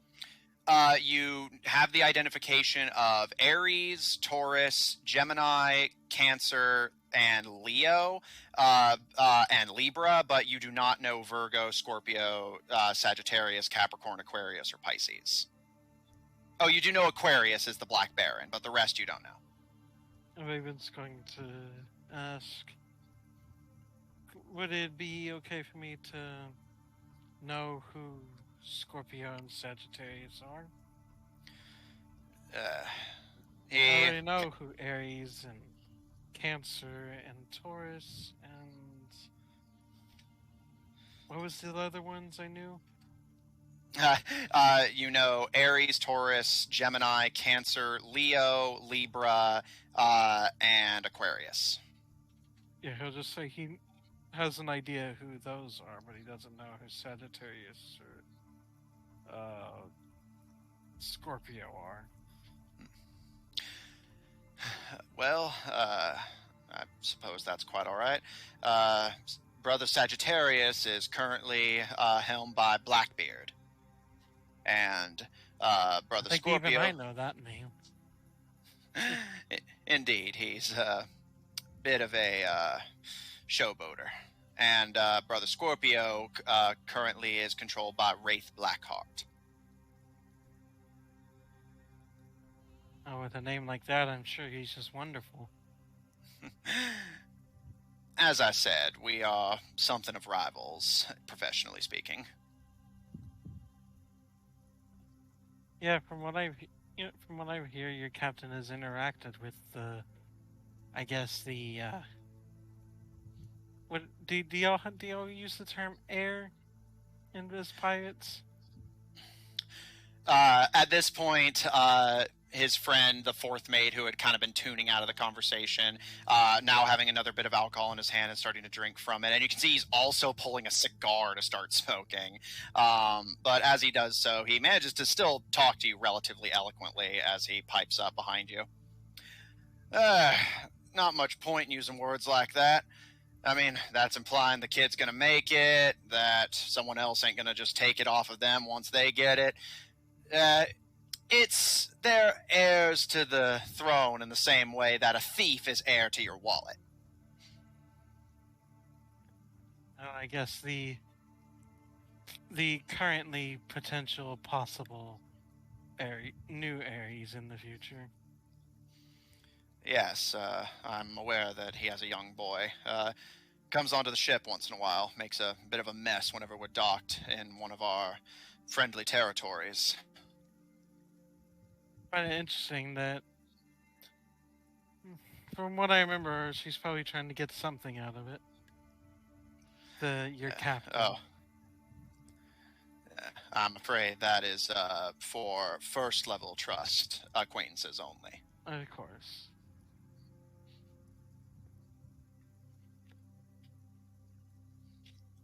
What can you tell me about some of the others? I'm very curious about the pirates. They seem rather interesting, and it might be good for me to keep an eye out for some of them. The fourth mate kind of smirks a little bit and, yeah, you're just full of questions, and lights up his cigar to start smoking as the third mate kind of clears his throat. And if you're okay with it, if you don't want to talk about this any further, that's fine. Well, do you have anything specific you'd like to know? I can't say I'm an expert on all things seafaring. That title is reserved for our captain and our captain alone, but I try to keep myself informed on her behalf. I guess you know who some of the maybe important who some of their crew members are. Maybe I might be able to have some conversations with some of them too. I'm afraid I'm not particularly close with the crews of most of our rivals. Professional courtesy, see, it's more difficult to look down the business end of a musket whenever it's someone you know on the other end. But I do know a little bit about their identifiers. I know that brothers Ares and Gemini are unique in that they employ almost entirely non-human crews. It's not uncommon to see sailors of non-human blood, but you don't see it too often. Our lines of work kind of contradict, understand? As for the others, he thinks for a bit, and the Leos typically have animals they carry around with them. A bit of a tradition they brought from their travels in the Western world. So you just look for strange pets and animals, and that can usually spot you a Leo pirate, or at least someone who traded with them. As for the others, I'm afraid there's not much I can do to help you. We're not exactly a uniformed lot at the best of times, and I'm not in the business of making friends with potential rivals and enemies. Fair enough. Well, I guess enough about everybody else. What can I learn about you two? He kind of, again, seems a little confused, but at this point, the fourth mate completely overtakes him and just starts talking. Well, let me tell you. I just had my little boy, and my wife and I were settling in for a nice, well-deserved vacation, and I was thinking about maybe retiring. I think I've more than earned it at this point. But Well, you go to the brothel one time while she's pregnant, and next thing you know, you have a baby and a very angry woman. And I figured it was probably best for me to make myself scarce and make sure I bring in enough extra gold to take care of her and the baby. Well, that's an interesting turn of events. I know humans can be very serious about their, one and one, if you know what I mean. Only if they don't know how to have any fun. And he kind of gives you a wink as he starts puffing on a cigar. And the third mate kind of clearing his throat a little bit. I also served alongside Mr. Stroker in the military. But whenever I heard that he was planning to go pirate and make sure to make ends meet for his family, well, I didn't have much to leave behind, and as I said, I used to be a man of quite a few more vices than I care to admit to. I thought perhaps being on a sailing vessel might be just what I need to get a more properly regimented lifestyle. The military, it wasn't as structured as I'd like. A lot more chaotic than I care to admit. Which military were you in? At this point, the two of them look a little kind of nervous. Even fourth mate Stroker kind of pulls at his collar a little bit, and If you need to classified. whisper it, that's interesting. Not by the captain's orders. Understand, I was still in active service, and while Mr. Stroker was retired, he had given the oath that he would be there for militia duty in the event he was ever called upon. So, technically speaking, the both of us are deserters. So, it's less a concern of you and more, I would really prefer not to have our tales of home spreading around and possibly getting people who might be a touch more offended by that sort of thing alerted to the nature of our current employment under Brother Cancer. Understandable. Well, I guess I'll just kind of do a little more small talk for now. I don't have anything in specific. Okay. Maybe I don't know if they're gonna ask any questions as a trade-off for his questions. Mm-hmm. At least for the time being, the conversation remains mostly casual. The only real thing of note is that they do, of course, ask out of curiosity what motivated a dark elf to come to the surface at all, and then, of course, from there, what makes you do two things that dark elves almost never do? Well, to be honest, coming to the surface wasn't exactly something I chose to do. What do you know of dark elves? I assume not a lot. I know enough to perform acceptably against them in battle, but I'm afraid that is where the extent of my knowledge ends. Well, I know they ain't bulletproof. To put it bluntly, you know how some humans tend to. Maybe I'll just get straight to it. The women and dark elf females tend to not like dark elf males all that much. Oh, maybe we ain't so different. And he kind of chuckles a little bit, but you can see the third mate kind of shoots him a dirty look and just looks to you to continue. I believe some humans are the reverse. But besides the point, basically, my mother wasn't very pleased with having a boy.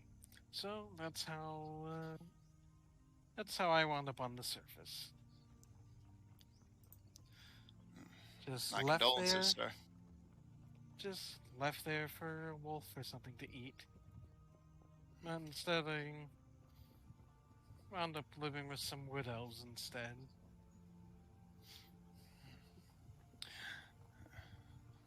Well, my condolences, sir, but at least you managed to find your way from an uncivilized world to a civilized one. There can be no greater step up than that.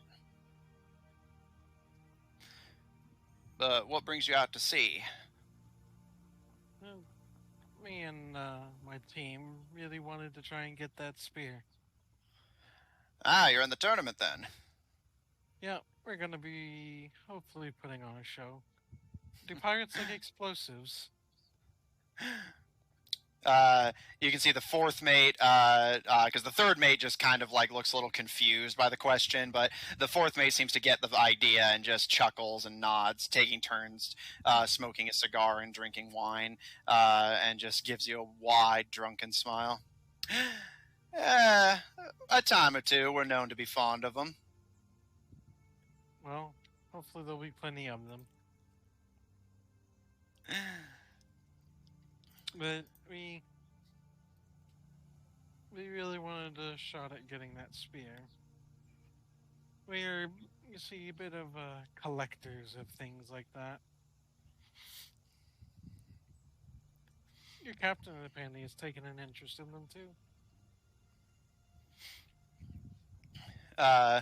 The third mate kind of gives a kind of evasive glance and just stares down at the counter for a moment. And after seeming to reason that he at least needs to respond in some capacity, he just kind of gives a, interesting.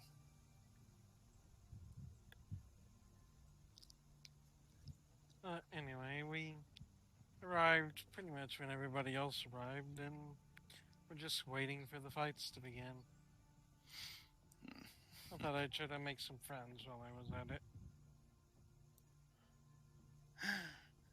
Maybe learn a little thing or two about all these people we're interacting with now. Well, I wish you the best of luck with your investigating, Mr. Avaben. He looks to the fourth mate, who, again, appears well into the drink, and the cigar is starting to kick in, too, and just kind of sighs, and I should return to the strong arm to see about roll call. You and Mr. Stroker have a nice evening. Very well. And he kind of, adjusting his uniform from the slight wrinkling it got from when he sat down with you, makes his way to the exit of the bar and off into the setting sun of Plundan. Any remaining conversation with the increasingly inebriated fourth mate of the strong arm is thankfully casual and simple. And whether out of respect for the fact that asking about your personal life seems to have dredged up uncomfortable memories, or simply the fact that he's too drunk to care, conversation remains friendly and casual. Just stories and observations about people around you. And you have a pleasant few drinks with the man before, I presume, unless stated otherwise, making your way back to the minor league locker rooms before the sun goes down, as you would hate to get yourself held at pistol point over just being a few minutes late. Yeah, I mean, if nothing else is getting his attention, then yeah, he's definitely gonna head back. All right.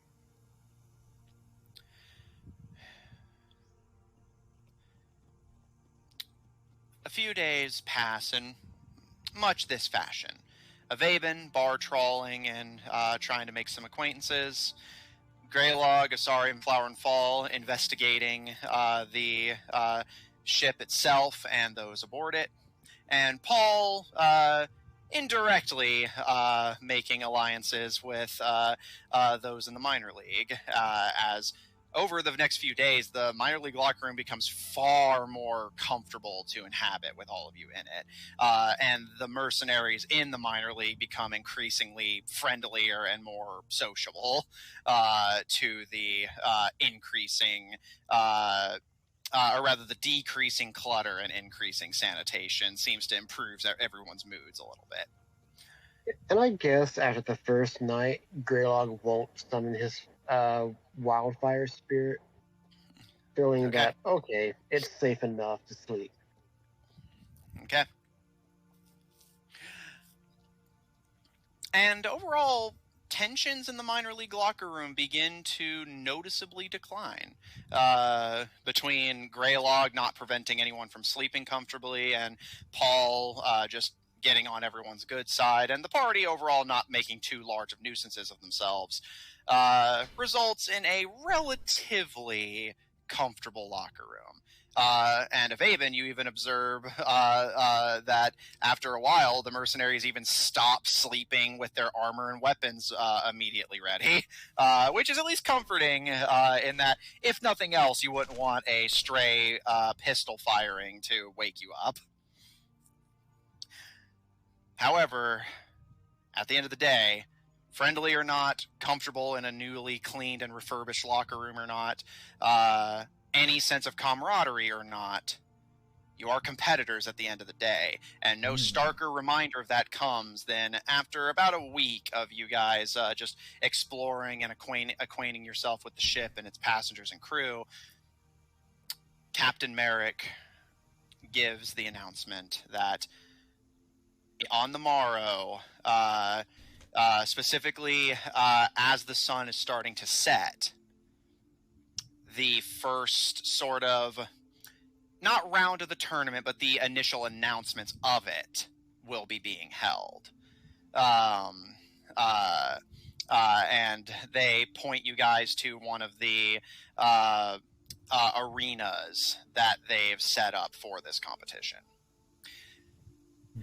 And as that announcement is made, and I will say it's Nitro, the Atlantean engineer, that's actually giving the announcement itself. As soon as he shouts the announcement into the minor league locker room and then leaves, tensions are immediately far higher, as if everyone has suddenly reverted to how they were at the beginning. Now, that reminder that everyone is still competition and only one team can walk out the victor immediately has everyone back on edge and like kind of looking to each other suspiciously. Although Asari, you notice that Justin kind of gives you a smile and a wave from across the sleeping area, and Alfred kind of glances to Greylog and the twins, but does not make any obvious indication. Although he is noticeably not like directing his suspicion to you guys, and mostly kind of watching the surrounding teams cautiously, as if ready to immediately pull one of the many daggers from his belt at the moment a foul move is detected.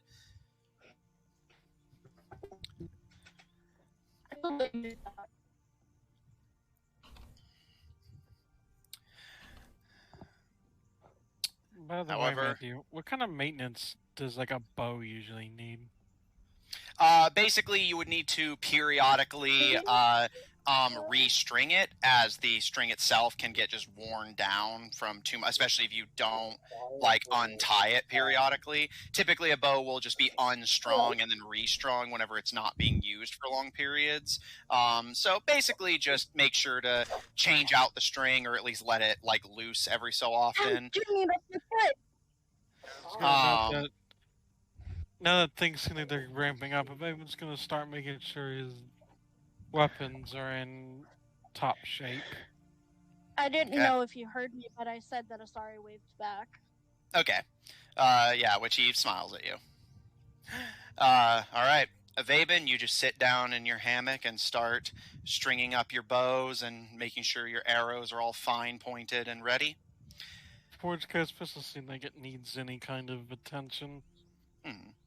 Yeah, since it doesn't require any loading or, as far as you can tell, maintenance, you just settle about polishing it, making sure it looks nice and intimidating. Yeah, everyone just sees this crazy-looking bow, this crazy-looking sword, and this weird gun? Is what they're probably thinking. Is there any noteworthy things you guys want to do differently during this next long rest? As Nitro announces to everyone that the first, essentially announcement of the tournament will be taking place at sunset tomorrow, and tensions in the locker room are suddenly stressfully re-heightened as everyone suddenly remembers, oh yeah, we're still enemies. I will be sleeping with my weapons tonight. Yeah, definitely. I want to have Keeping his my equipment whip in on him hand. Well, does nothing different. All right. Baemon's already been sleeping with all his equipment near him. And he'll probably be making sure that he's... I mean, I guess I don't know how much you can make sure of being extra alert in meditation or not, but... Alright. But I know, when they're meditating, they're less unalert than others are, right? Yeah, it's harder to catch an elf unawares because you're not, completely you're not unconscious, so, Yeah. Yeah. Flower and Fall, anything different from you, or just same thing you've been doing for the previous nights? Same thing we've been doing. Okay. Paul, Flower and Fall, you don't give too much into the paranoia.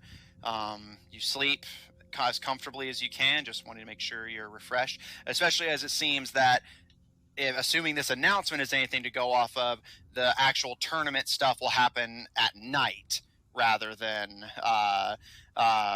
during the day, which Avaven, as you're kind of falling into your meditation but have your equipment maintained and at the ready, are a little grateful for, as you know that sun on the open sea can be very unforgiving.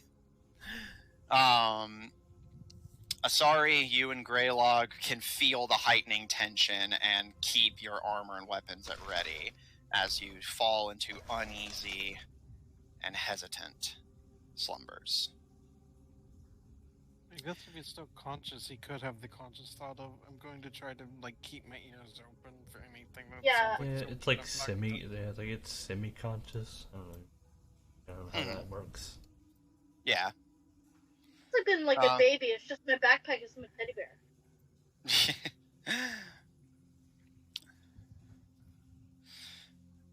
You all get a long rest. And the crews and teams begin to awaken. Is there anything you guys want to do during the day before the announcements are made? I was just going to keep making sure all of his equipment is in top shape. Everybody else is doing it. Sorry about the dog. Dobby, stop! Alright. And whenever you say, well, I'll come back to you, but, alright, so, Avaben, staying in the locker room, maintaining your equipment. Paul? I guess since today's the day, he's going to finally, cast Find Steed. Okay. Flower and Fall?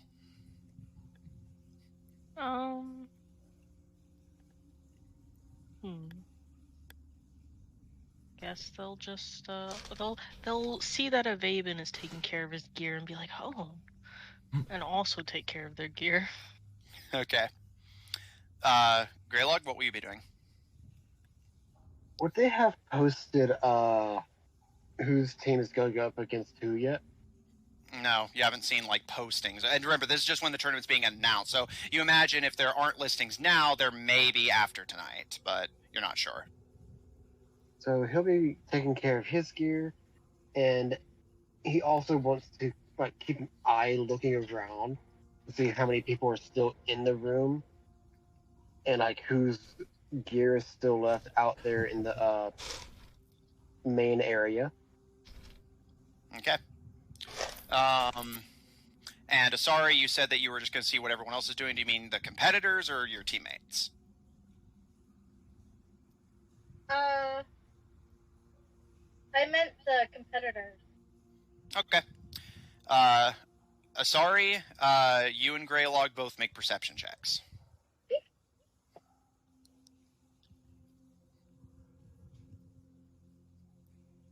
Gotta make that perception check.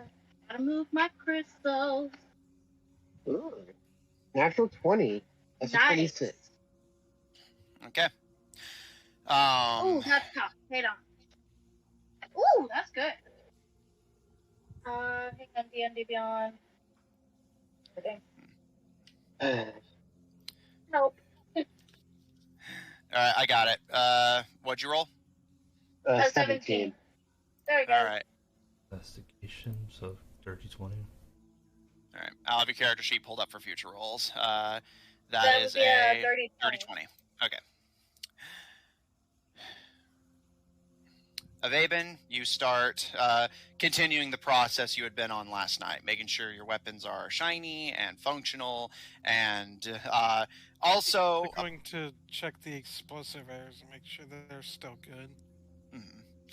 While you do not know, even Greylog can't tell you if they're functional at a glance, you at least are confident that they've not been tampered with by anyone but you or him.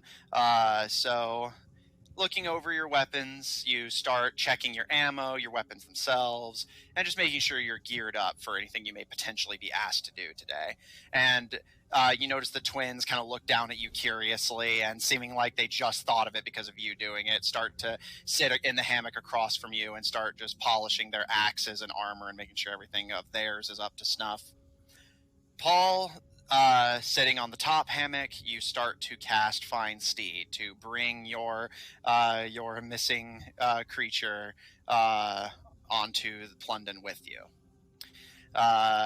And while the three of you cast your spells and maintain your equipment, Asari and Greylog just kind of hawkishly watch over the locker room. Asari, you notice that Justin, Alfred, and their team appear to be heading up to the top deck for drinks. And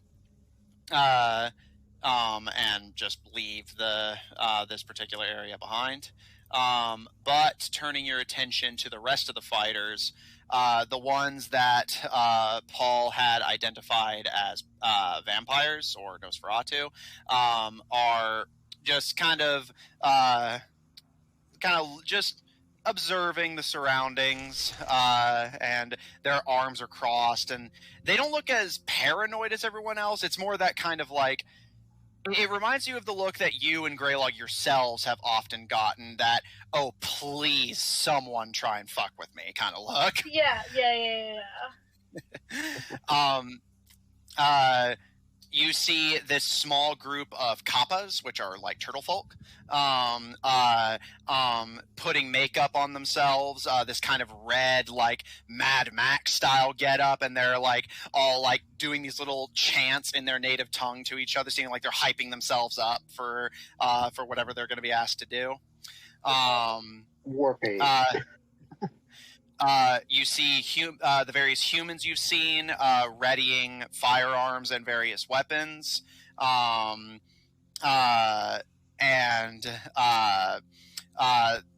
Greylog, as you kind of glance out into the other room, you see those who are in the locker room itself are currently out, or rather not in the sleeping area, but are out in the locker room. You see some of the bags are just kind of shifting around as if of their own volition. And out in the locker room, you notice one of the teams who seem to, similar to you guys, just consist of seemingly random people. Like, they don't seem to have any consistent, like, race or gimmick between them, are out in the locker room area. And that squad seems completely unconcerned about the bags moving of their own accord. and you notice one young boy who does not appear to be traveling with a team at all, like he's always been by himself when you've seen him, is changing into a what appears to be almost like pajamas that he's like kind of patchworked into a something resembling a uniform. It has this kind of red and blue quality to it, like blue sleeves but red gloves, a red vest and blue pants but red boots. And finally he pulls a red luchador mask on and pulls a set of white goggles over it, and seems like he's kind of hyping himself up a little bit, like flexing in the mirror and like making sure he has everything out of his locker and bag and stuff like that.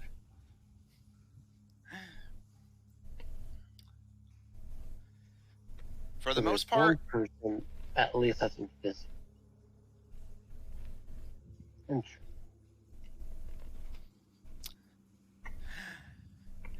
Eventually, there's a knock on the locker room door.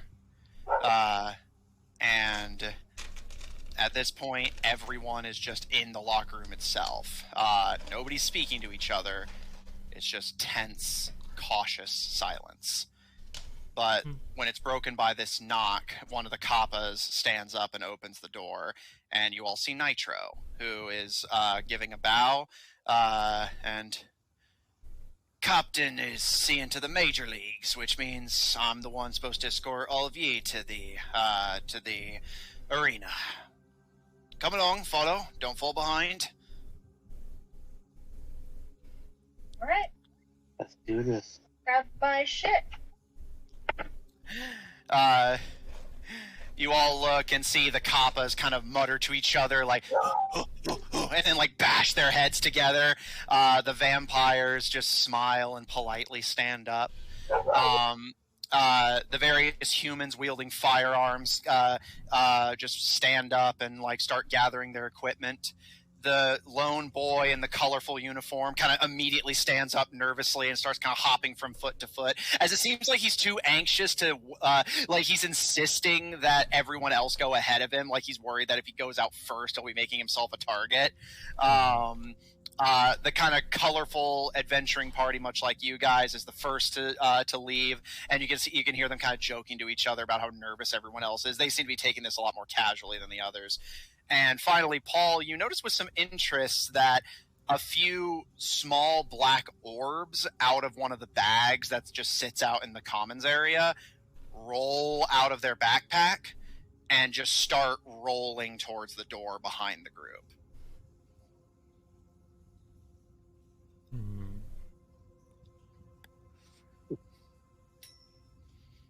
I'm not sure. I mean, Paul will look a little bit confused, but then just kind of like, okay, and then just kind of continues on. Yeah. As everyone files out, I assume not, but just in case, does anyone deliberately stay behind? No. Okay. As you all stand up, you start to follow after Nitro. And as you guys follow him, and this time, Avaven, you immediately start checking like which way the group is going to ensure that Nitro's not taking you the long way again. And it seems like he's not. As he starts walking you to the nearest entrance to the arena, he kind of starts talking over his shoulder at just all of you in this massive, colorful conglomerate of fighters. All right, now, once the announcements are being made, they're gonna call out the major and minor leagues. You're all the minor leagues, you're the little ones, so once they call for the minor league fighters, that's when all of you go out and stand with your sponsor. This is going to take long, isn't it? Now, you don't need to make any sort of ceremony or call to impress, just make sure you stand by your sponsor, don't make an ass of yourself, and listen to Captain America as he goes over the rules of this little tourney. We're going to be announcing the rules of the first round after all's been said and done. Just have introductions to make. Okay, get my notebook. That's DM for get your notebook, Amanda. Did we formally have a sponsor? Yeah, the captain said he would sponsor us. If I remember Stand correctly. by our sponsor if he's probably going to be on summers telling people things. Question.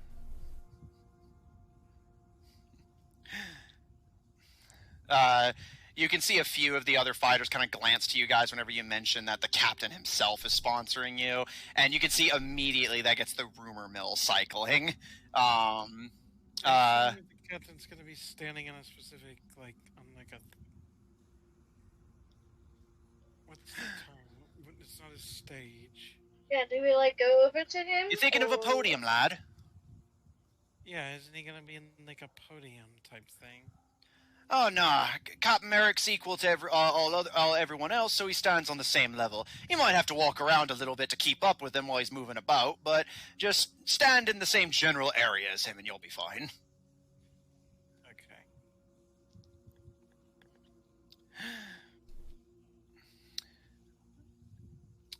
You all are taken to one of the massive kind of rolly doors that lead out into the arena. And already on the other side, you can hear the sounds of a cheering crowd. And Asari, not being very social, you immediately feel yourself start to get nervous. Oh, no. And even for those of you who are less poorly acclimated to such things, the sheer scale of the sound you're hearing is kind of off-putting. And if the numbers you guys have been given are true, you're hearing the collective cheers, jeers, and sounds of millions of criminals from all over the world. Some fly the black flag at sea, some pickpockets on land, some may even do darker and more terrible things in places you don't even know about. Wonderful. But a combination of tradition and fear has brought them together on this flotilla, and you're expected to fight the people you're standing next to for their entertainment as they negotiate their futures together. Mom and With Dad that will be pleased. cheerful thought, pulls the rolling door up, and you can see a stretch of hallway. The internals, you notice, interestingly, also marked with metal armor plating, which you notice a few of the fighters are kind of glancing at curiously, but file in alongside Nitro as he starts walking you guys out. And you can see as the last red streaks of sunlight start to blaze over the deck of the ship, you can make out, as Avaben, your eyes kind of glint and squint against the red sunlight as the sun sets on the horizon. You are all surrounded by a massive crowd. You're in the center of a huge arena, bigger than any of you have ever seen before, and are just kind of in the middle of it as you just take in everything around you. You see the crowd is just this blob of colors. You can't make out like any one individual person. And Flower and Fall, at a glance, well, you know, you're very small, but at a flying pace, you can keep up with the best of them. But it would take you several minutes to sprint across the entirety of this arena. And you can see all sorts of different little terrains set up too. Like Avaben, you notice a siege tower, and you find yourself thinking to yourself that it may make a decent sniping spot. Greylog, you notice a deep moat that surrounds a lot of the arena with only a few select bridges allowing entry into the center. And you find yourself wondering that if that is part of the arena, if maybe you could summon something to swim in there, or swim in there yourself, perhaps. Asari, you notice like little palisades and fortifications built all over the arena in just kind of seemingly random spots. And for a flat terrain ship arena, it's a relatively diverse playing field. And if this is only one of their arenas, you have to imagine that most of them are at least somewhat as spectacular. The crowd stomps their feet and cheers as you guys come out. It's not even your announcement yet, and already they're seeing you coming and just starting to cheer and get excited. And you can see the flashes of pirates who are getting excited, just firing their pistols and rifles into the air. And you can see the glint of the sunset red light on swords as they draw those and wave them into the air with their cheering. And as Nitro kind of guides all of you to just kind of stand near one of the bridges that will take you onto the central area of the arena, you see standing in the center of all of this is the man currently in charge of it. Imamu Merrick, the Kappa who is in charge of this ship and this tournament, stands in the center of it all, holding a yellowish-green rod in his hands, which he's kind of like looking over curiously and tapping a few times. And whether he can see you specifically or not, you don't know, but he does look across the arena to the minor leagues and gives a broad, excited wave. That one of those waves where you can see he's on one foot and kind of balancing as he's waving super excitedly to all of you. You notice that his outfit is a lot more ceremonial than the one you had seen him in before. He is now wearing this really exotic looking bright green, almost sombrero, except you notice looking closely that it's made out of metal and that it's tipped with blades. And in the center of that sombrero, where the curve of the actual hat portion would be, you notice a fine, almost golden wreath of leaves surrounding it, and a bright sunflower head perched on the top of it all. He is dressed to impress. His golden hair, the flower, the wreath, the cape, and the bright greens. He is distinct. And Paul, you notice kind of checking the crowds that above the crowds, almost on a deck above them, as you notice this arena is not at the top of the deck of the ship, it's actually built under the top deck. And the arena is sort of this just circular bowl beneath the top deck. And on the actual top deck itself, you can see that what you suspect to be the crew are lining up several very odd-looking weapons.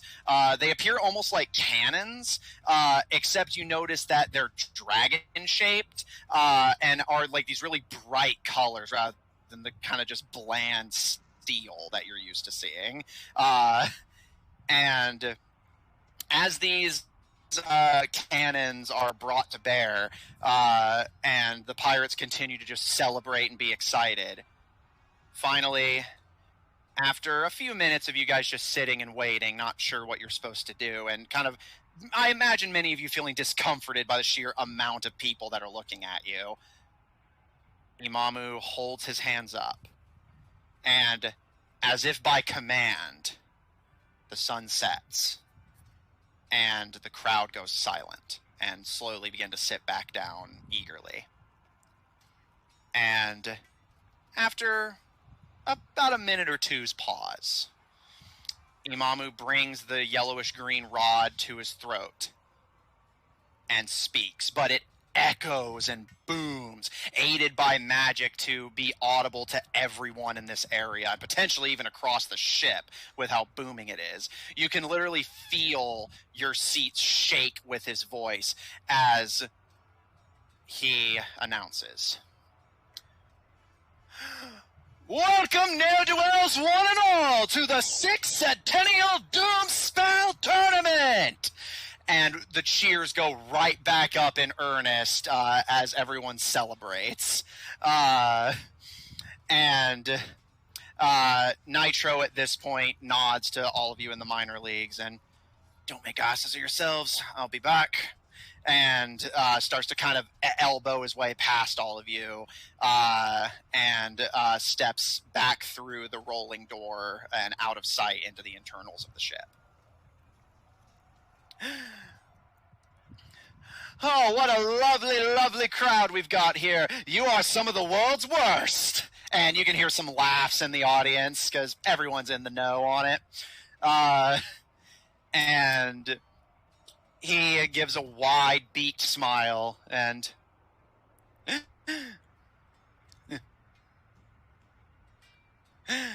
also Austin and the text hush.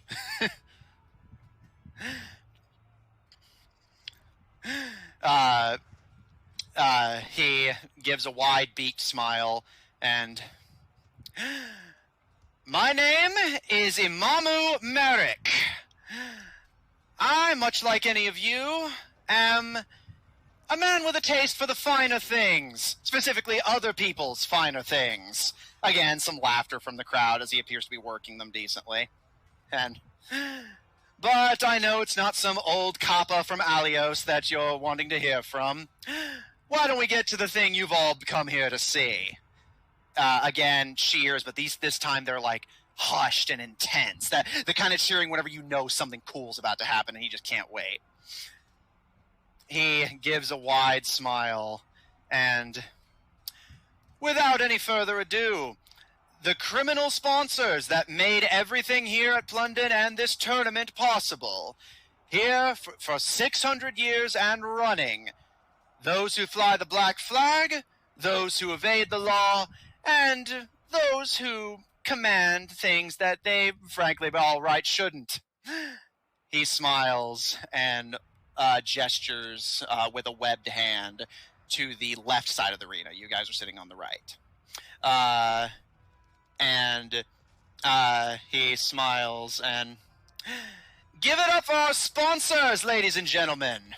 And as he says this, you note various people begin to, as he calls them, walk onto the central arena and kind of wave to the crowd, each one giving kind of various personal responses as they go. Brother Ares, Lord of the Sea of Glass, Robert Schilling!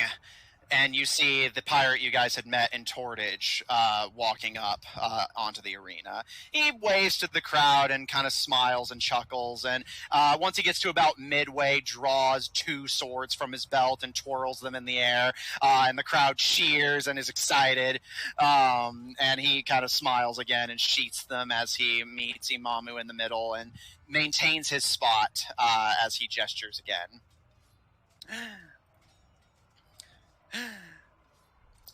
Brother Gemini, ruler of the archipelago, he who sails in the sea unseen, he goes by many names, the dragon of the ocean, Captain. And as he gestures, almost his statement being both a statement and a question, as this seemingly nameless figure, and you guys recall Eric having mentioned that even she doesn't know the names of everyone in the Brethren, as a figure begins to take the stage alongside Robert. And Qua, I think it's only fair, given that you introduced this character into our world first, would you like to describe what the players see walking up alongside Robert? So, you see a very large creature. Definitely not a human. He seems to be canine in nature. He is all gray, with white patches on his muzzle, and an eye patch upon his left eye. And he's wearing kind of bland, all things considered, pirate garb, as you kind of expect from a pirate. That's what it is.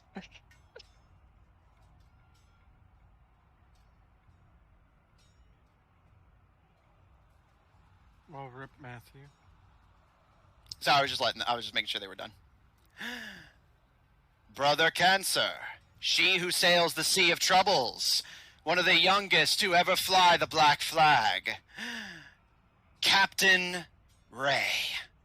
And as he gives a bow, the familiar pink-haired young girl, not even bothering with the facade of skipping and twirling. She marches with all the authority of someone who knows what she's doing and stands almost hilariously alongside Robert and Captain. And while Robert kind of spares a glance her way, Captain just keeps his gaze firmly forward. And Erica does the same, not even sparing a glance to you guys, even if she could pick you out of the crowd. And the introductions continue this way for quite some time. Brother Sagittarius of the Nonestic Ocean. Brother Aquarius of the North Sea. Brother Leo, Libra, Scorpio, Capricorn, Pisces. And again, the introductions continue in this vein for quite some time until they start to get changed up around the halfway mark. Acting King and President of the Pirates Republic, Brother Taurus, he who protects the sea of surrounding Nassau. He smiles and bows much more deeply than he had for all the others. The Pirate King. And all of you watch as this intense-looking figure takes the stage. You see a kind of older-looking man with very dark, almost black hair that goes down to his shoulders. His hat is wide and feathered, and his coat is surprisingly well-maintained. It's not necessarily that he's fancy that draws attention to him. It's just the sheer air you get of just authority and power. Almost just looking at him makes you want to, like, stop what you're doing and make sure you do not fuck with this guy. You can see a few scars dotting his face, but otherwise he actually looks very nice, all things considered. Although you do notice his face is a touch sunken.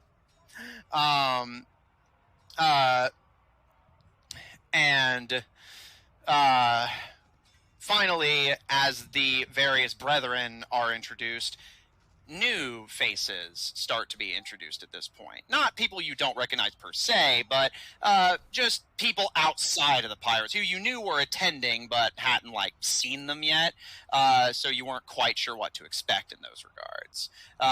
As this time he starts making calls for people that, again, you suspected were here but hadn't seen yet. The Thieves Guild! You see this kind of interesting looking figure, almost like they have a shell, which initially makes you think Kappa, but the shell is more ovular and swirly, and you realize that they're a snail therianthro. And as this figure takes the stage, they're on the opposite side of all the pirates. The Pirate King acting as a sort of divider between the pirates and just regular criminals.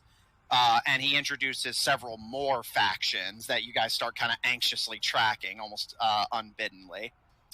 The Ratcatchers! The Assassins! The Adventurers! And he introduces several more. The Slavers, the Campan family, and finally, he gestures again wildly. His movement's super erratic and enthusiastic. The Bees Without Hives! And Avaven, you immediately kind of glance up and see a male dark elf take the stage. His outfit is incredibly colorful, like even more so than Imamu's himself. Almost like this rainbow patch of just this poncho of the rainbow swirling around him. A colorful, foppish feathered hat, and his movements are really like kind of dance-like and swirly. But he wields a wicked-looking short sword and crossbow on his back. He gives a bow as he takes the stage. And Paul, you don't recognize this man, but I imagine you know what it means that the Bees Without Hives are here.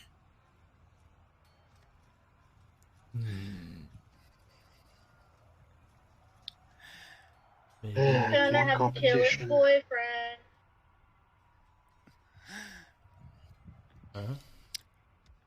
right? Gonna have to kill his boyfriend. Have the bees without hives or What boyfriend? What are you even talking about? die. Or am I just confused? Well, that's if he joined them. I don't think he joined them officially. Yeah, he was just rescued by them. It didn't say that he joined them. I mean, he may have. You just don't know. Yeah. It's just. Yeah. Okay. He comes off of the announcements of the sponsors and smiles at the crowd. Ah, I'm loving you guys' energy. Make sure to keep that up for all of these fighters, shall we? Now, before we get to this year's crop of fine mercenaries and fighters from all over the world, who I'm sure are as eager to show as you are to see fighting styles from the world over. But let's give it up for last year's champion. He smiles.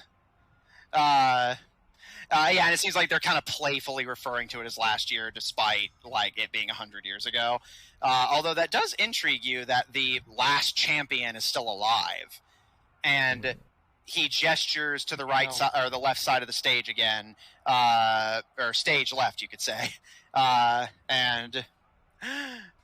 Sponsored by the Adventurers Bureau, all the way from the Underdark, give a hand for our 5th Septennial Doomspell Tournament champion, Tematwa! And as he raises his hands, the crowd, way more than ever before, goes into a fucking uproar as a new figure takes the stage. You notice they are a dark elf, male at that. A head of starch white hair and gleaming red eyes against pale purple-colored skin. He is completely shirtless, and his form is crazy muscular and covered in scars. And you notice at his side, he's wielding dual...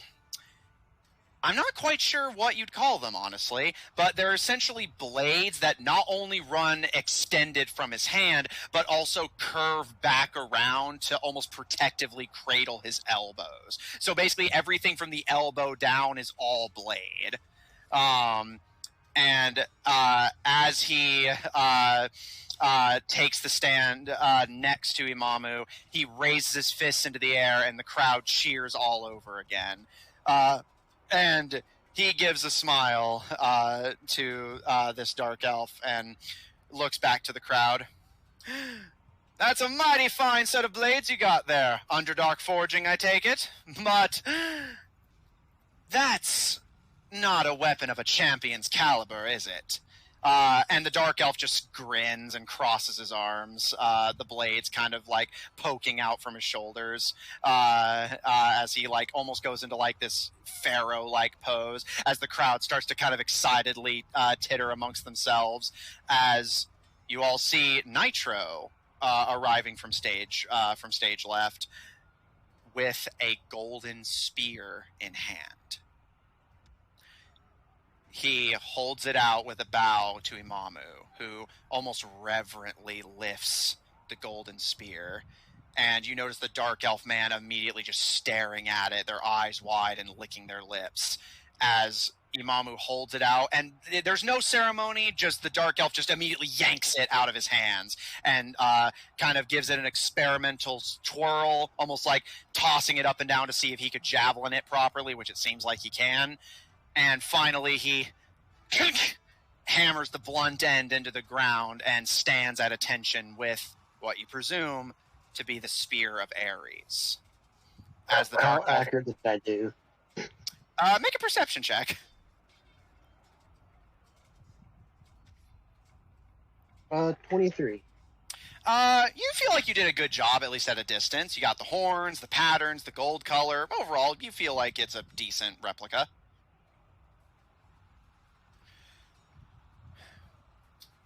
As this dark elf man finishes his sort of introduction of sorts, not talking, but just performing briefly for the crowd, who seems to, if not know him, at least like him. And from the sounds of it, he was the champion in the last tournament 100 years ago. And as he pretty much stays where he's standing near Imamu, Imamu holds their hands up and... All right. Now that everyone knows what they're up against, and he kind of grins to the dark elf who smirks. Why don't we see this septennial's cream of the crop? Underworld fighters from all over the world, surface or not. We have the best of the best, or at the very least, the affordable of the affordable. And again, the crowd kind of laughs a little bit. It seems like, yeah, he's pretty good at doing crowd work. And with a smile, he bows and... Fighters, take the stage and approach your sponsors. And as those in the minor league around all of you stand up and kind of look around, you notice across from you where the various brethren, criminals, and the champion had come from on the stage left of the ring, you notice a new crowd of seemingly the major league fighters standing up as well. Well, I guess that's our cue. Greylog is going to stand up and he's going to pretty much strut, is the best way to put it, onto the field. Strut. Fuck normally. All right. I'm a little shaky. I mean business. All right. Sorry, much less confident than Greylog. You're kind of shaking a little bit, but start to make your way behind. Paul, twins? Guess I will go. I will, I guess, follow them along with my steed. Okay. Twins? The twins will follow him as if they were his little friends. Okay. Little companions. All right. And do you guys approach Imamu, or do you stand on your own? Imamu. Right? Yeah, I guess he's our sponsor, right? That's what he said. Just wanted to see if you guys wanted to break the rules a little bit. No. Okay. Not yet. yeah, that'll come later. Okay. Paul, astride your mount, you take to the stage with Flower and Fall flitting along behind you. Avaben, your walk is casual, but the bow on your back and blades to hand still are noticed. And the fact that you're a dark elf and a male at that seems to be attracting attention. Greylog. We've seen literally 3 of them so far now. Yeah, but it's still notable. Bear in mind, that's 3 out of, like, millions of just humans and elves and stuff. Greylog, your confidence seems to be getting some attention, although nothing about what you're bringing to the table is immediately obvious. Paul, the fact that you came with a mount seems to be well received. And it seems like it takes the crowd a little bit to notice the twins, but they seem to be pretty delighted by them once they do. And Asari, while, again, you're kind of nervous and hesitant, your bulky frame and draconic heritage seems to be making you a crowd favorite already. And as you guys seem to be getting attention, even more is being directed to you as you walk past all of the captains and stand with the champion alongside Imamu. Imamu obviously does not look at all surprised by your presence, but the Dark Elf looks completely thrown off and looks over all of you with this kind of like his expression is very neutral, but you can tell with how much his eyes are flitting between the 5 of you, or 6 if you count the twins, that he wave. Yeah, he seems like he's trying to make what you are out, as he definitely did not seem like to be expecting Imamu to directly sponsor anyone. What's up?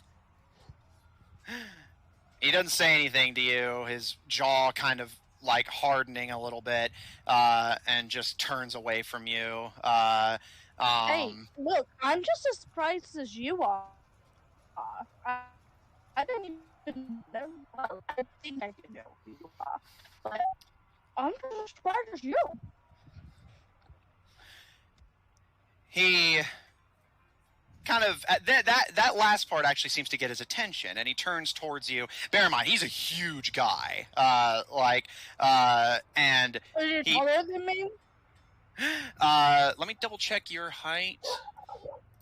I'm like well over like almost 9 feet. I'd say he about I'm a big girl. Yeah, I'd say he about matches your height, and the only reason you have more than him is like horns and scales. Right. I'll just kind of look him in the eye. Just be like, "You all right, mate?" And he looks to you and, what was that you said earlier? That you're smarter. No, I'm pretty sure I said we're just as surprised as you are. I never claimed to be smarter.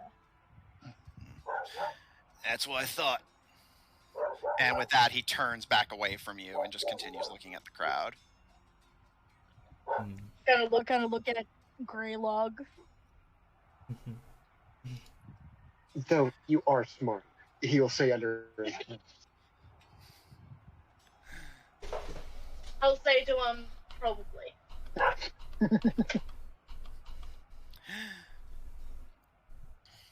As the different teams stand with their sponsors, Imamu gives a wide smile and, now we'll save the introductions for for whenever the fun starts.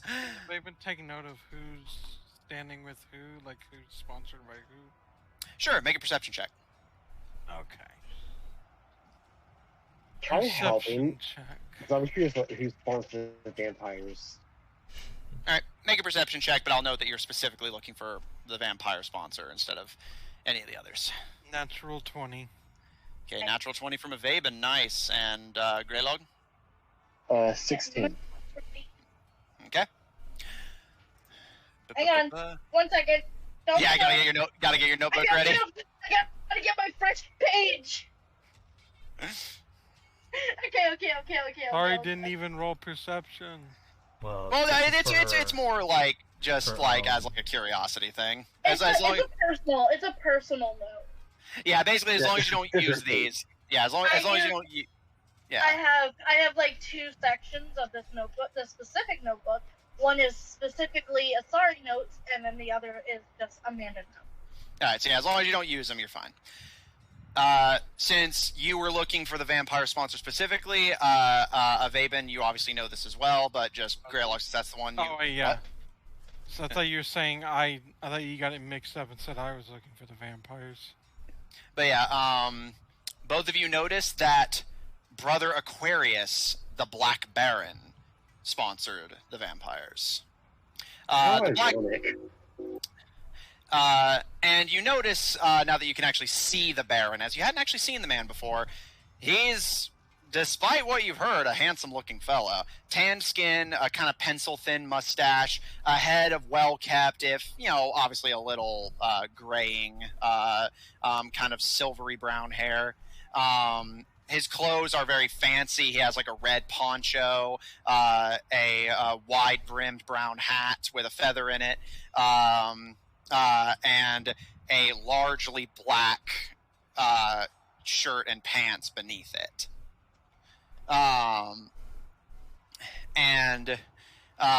Yes, you see that the vampires are standing along with this odd fellow.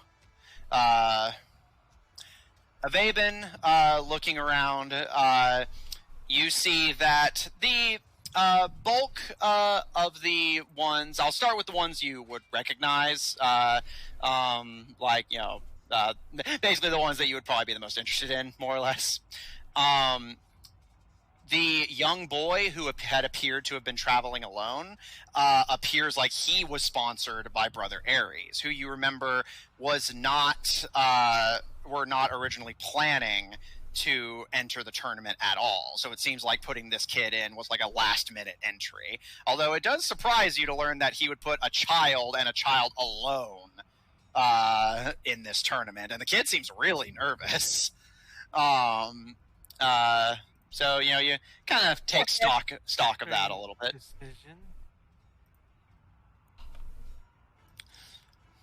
Whenever he sees that, and he sees that one, that's what he's like. He's like, that's a strange decision.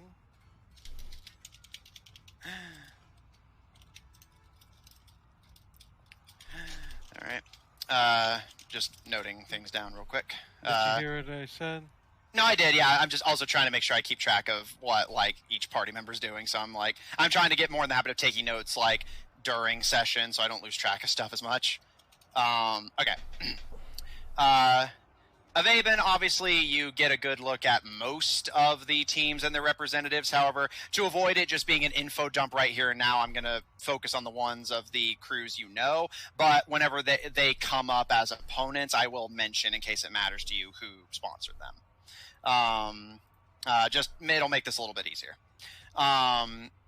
You notice that Brother Cancer, your indirect sponsor, Erica, even though she had claimed that she wasn't going to be, or rather that she would be doing something to mediate her own team's entry, you notice with a surprise that you see Nifty and the Goblins. They actually hadn't been kicked out of the tournament. They've been upgraded to the Major League. That is hilarious and wonderful. Delightful. I am so happy. That's going to be They easy deserve fight. all of the love, and I'm excited for them. Don't underestimate them. I love them so much.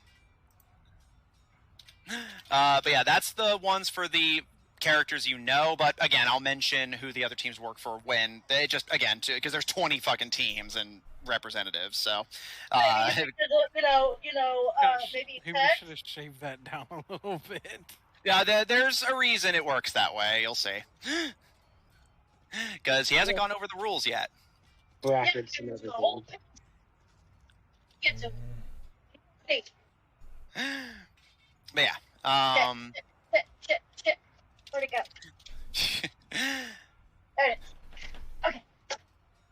Go. as the teams start playing the crowd along with their sponsors, Imamu raises a hand, and a much tenser silence, as if this kind of unspoken knowledge that the party part of the ceremony is over and the actual important listen the fuck up portion is starting. And Imamu gives this wide, almost mischievous smile as he looks over the crowd. Now, I am a humble man who came from humble beginnings, and I intend to make sure that the 6th Centennial Doomspell Tournament is one of the most memorable we've ever had. To that end, I thought to myself, Imamu, I said, how do you make a once-in-a-lifetime chance to see fighters from all over the world battle one another for control of one of the most powerful, violent gods' most powerful, violent weapons? How do you make that distinct? How do you make it unforgettable? And then I realized... Like a battle royale, I'm gonna lose my shit. And I realized that our previous tournaments had been simple displays of strength that didn't play to the individual strengths of the fighters. Now, I think all of us here know something about unfair circumstances, but that really takes the cake, don't it? You come all this way, but by all accounts, the opponent cheats. And next thing you know, you're going home without the gold or the spear. I intend to change that. So, to that end, I'm going to make this a level playing field for everyone. Fighters and audience members, please turn your attention to the top deck. And you notice everyone looks up to the cannons that are being lined up. A custom creation of my own design. Before I was a sailor, I was an alchemist. And I created many a, useful concoction in my day. It's a shame my parents were never proud of me. And he puts a hand to his chest, and some of the crowd either like laughs, or you hear a few people go like, "Aww," like not really being certain how they're supposed to react to that, but he just plows on regardless. And I realized that truly the only way that it would be fair for everyone is if everyone was in territory equally unfamiliar. So to that end, I made a special concoction. And he pulls from his cloak what to the eye appears to be a cannonball, but it's obviously very lightweight as he's holding it in one hand. And he kind of tosses it in his hand a little bit with a smile. And Avaben, you kind of squint against the sunlight. You notice this cannonball is covered with like runes and carvings of some kind. The sun went down. No, yeah, I'm just you're squinting because he's standing a little bit away from you, and he's like facing away from you, so you're having to kind of try and get a good look at what he's holding. And as he holds the cannonball up, he smiles and polymorphic powder, a creation of my own invention. One inhale, and everyone here will be subject to a new set of circumstances that they'll have to learn to adjust to. He gestures to the night sky. Every night we will be hosting a fight in every arena. Feel free to attend those being fought by your favorites. I recommend placing bets and picking a team that you can really get behind. Although, obviously, if things start to go south, you're free to change your mind. We'll be keeping careful track of which among you is the most popular. And he looks over his shoulder at all the different fighters. And all of you start to notice the sponsors are starting to walk away. Not off stage, but they're starting to kind of group and line up away from the fighters now. And the fighters look a little nervous about that, as you all notice the cannons are being leveled to aim down at the stage. Every night after the fights, we will blast the participants with polymorphic powder, and they will be forced to adapt. One night of rest and 1 day of preparation is all they'll get before the next fight. Until there is only 2 teams left standing, at which point we'll have our finals, and to the winner goes the spoils. And you see the Dark Elf man kind of protectively clutch his knuckles, kind of whitening on the spear as he shifts it to his right hand so it's away from you guys. I love that I'm just like standing here intimidating him. It's just, I'm revering in it. I'm going to whisper to her underneath my breath. I'll look good with that spear. You reckon I can hold it for a little bit? Sure. First or second rib.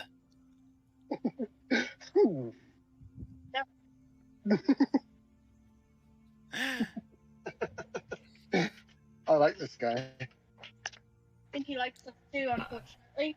I choose third rib. He just fucking stabs you. Mamu turns and looks at all of you, but you notice at this point he's starting to back away from all of you too. You'll have to learn a new set of something every single day. Ooh. Until the tournament is over. What if it doesn't work? He stops and holds up a hand to the crowd and taps on his rod, and his voice now back to a respectable volume, although you notice it's kind of raspy. What's that? What if the polymorph doesn't quite work Don't worry. on everyone? I've tested it. It'll work.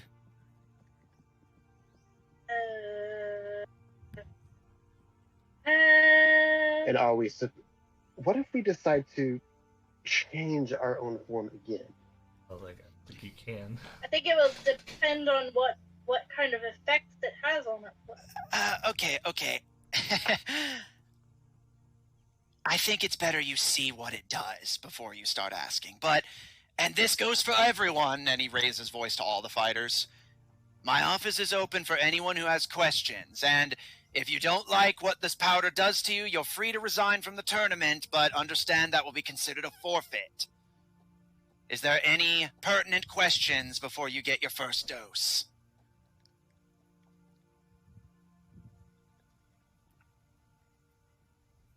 No? All right. He taps the rod again and turns, and they've agreed to it, ladies and gentlemen! And the crowd immediately goes wild again, and he steps on the complete opposite end of the arena from all of you before turning on his heel and looking up at the night sky as the moon is beginning to cast a kind of turquoise silvery glow on the arena itself. You notice half the cannons point down at all of you, and half the cannons point up at the sky as if about to wage war on the moon. And he raises a hand. The crowd tenses. Let the 6th Centennial Doomspell Tournament begin! And as he throws his hand down, the cannons fire. The ones pointed up at the sky appear to just contain fireworks, which immediately begin creating this colorful display in the sky, which all of you don't get a whole lot of time to enjoy as you notice cannonballs covered in magic ruins sailing over the crowd's head towards all of you. And as they impact Ababen, you can see one impacts at your feet. One almost comes between you and the dark elf and lands behind you. And every time one hits the ground, only a second passes before, with almost the sound like someone sneezing, the cannonballs explode. Except rather than sending shrapnel and death everywhere, all of you get this kind of weird, almost suffocating feeling. And begin to kind of like you're kind of fumbling around blindly and like trying to figure out like what's going on. You can't see anyone or anything through the smoke until said smoke finally clears. And Paul, you're a tough fella, so you kind of get your grip on it the first. And as you're kind of coughing and like fanning the dust away from your face, you look to your teammates to see how they're doing, and you are startled by what you see. In the place of your teammates, none of them look how you remember them. You notice a pair of dwarven girls, another dwarven girl standing near the dark elf, a seemingly light or wood elf boy standing off to the side with a bow slung over his shoulder, and your teammates nowhere to be found.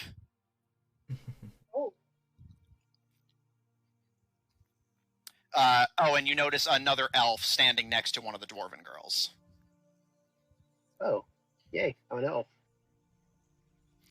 What am Yeah, I? great. A dwarf. I'm a dwarf?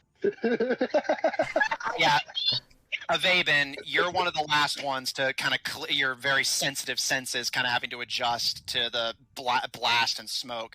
And you can see a dwarf speaking with Asari's voice and an elf speaking with Greylog's immediately like bemoaning or celebrating their new forms respectively. And yeah, you look around. Paul seems unaffected, but Asari has been transformed into a dwarf. Flower and Fall are two dwarves. Greylog appears to be an elf. And when you look down at your skin is a completely different shade than what it normally is. You appear to have transformed into a non-dark elf. Aben's just like, do you know how much easier this would have made life? I mean, Now here's a question, Matthew. Here's an answer. With him being a different kind of elf, does he lose access to the drow magic? Hold on for a minute. You'll get an answer to that, I promise. Like the polymorph. Imamu smiles, seeming really excited by this, and turning as you can see, everyone appears to have undergone similar transformations, and they're kind of trying to figure out like what's going on and what to do. As Imamu turns to the crowd and, well, would you look at that, folks? What a fitting place to start. The combat styles used by the very first dragon slayers on their crusades back at the dawn of the Third Age. An ancient fighting style nobody uses anymore. And who knows, maybe it's for good reason, or maybe the masters should have continued passing it on. We criminals don't get to see this sort of thing in often. This is mostly kept to knight's orders. I hope you're all as excited as I am to see this fighting style in action. And he turns to all of you and... As mentioned, you will have 1 night and 1 day to adjust to these new forms and the abilities they bestow on you and learn the fighting style of your new blood. And when the sun sets on the next day, you'll be put up against one of your opponents, and whoever comes out on top gets to stay in for the next round of transformations, and the process continues until we have a winner. He turns to the crowd and... You're all free to get involved with the fighters as much as you like. After all, they're likely going to be enjoying things on the top deck just as with all of you. And just as I encourage all of you that are participating to mingle with the civilians and enjoy the festivities. But remember, with new bodies comes new restrictions, and the Plundan crew will not be held responsible for any accidents that happen as you get used to things. He gives a wide smile, and you can immediately hear way more suspicious-sounding cheer, as it seems like people in the crowd are debating, like, what they can get away with, while you guys are, like, kind of floundering in your new forms. And as Imamu gives a bow and gives one final, "Let the Doomspell Tournament begin!" I will now say to all of you, we will no longer be playing 5th edition Dungeons & Dragons. As of now, you guys are using the 1st edition rules. Oh my god! I'm confused. The 1st edition. So, rules. the reason this chapter is called Trouble on the Tabletop is for every round, we will transition to a different set of tabletop rules until the tournament is over. Oh my god, I literally I have goosebumps everywhere. Oh my god. So you guys have been transformed because Pixies, Dark Elves, Changelings, and Dragonborn were not in 1st edition Dungeons & Dragons, thus they are not playable. Oh, so my ability to shapeshift is gone. Yes, you are now a elf working as if you were an elf in 1st edition Dungeons & Dragons. Matthew, The is this what he meant by costumes? Maybe there's more costume. Oh my god. I don't know. I like my new form. I'm doing that weird thing. He's doing that thing that like Luca did in that movie where he's like, I feel like I silk in my tail. Yeah, I will engineer character sheets for you guys based on the different tabletop systems. And Austin, this is something I've been dying to know, but I didn't get a chance to ask. Since every day in-game will be a different tabletop system, would it be possible for you to change the game we're listed as playing to the appropriate tabletop game as needed? I mean, maybe? It depends on if we wind up switching in the middle of the streams. Well, not even just that. It's just I guess it depends on the type of you mean different editions?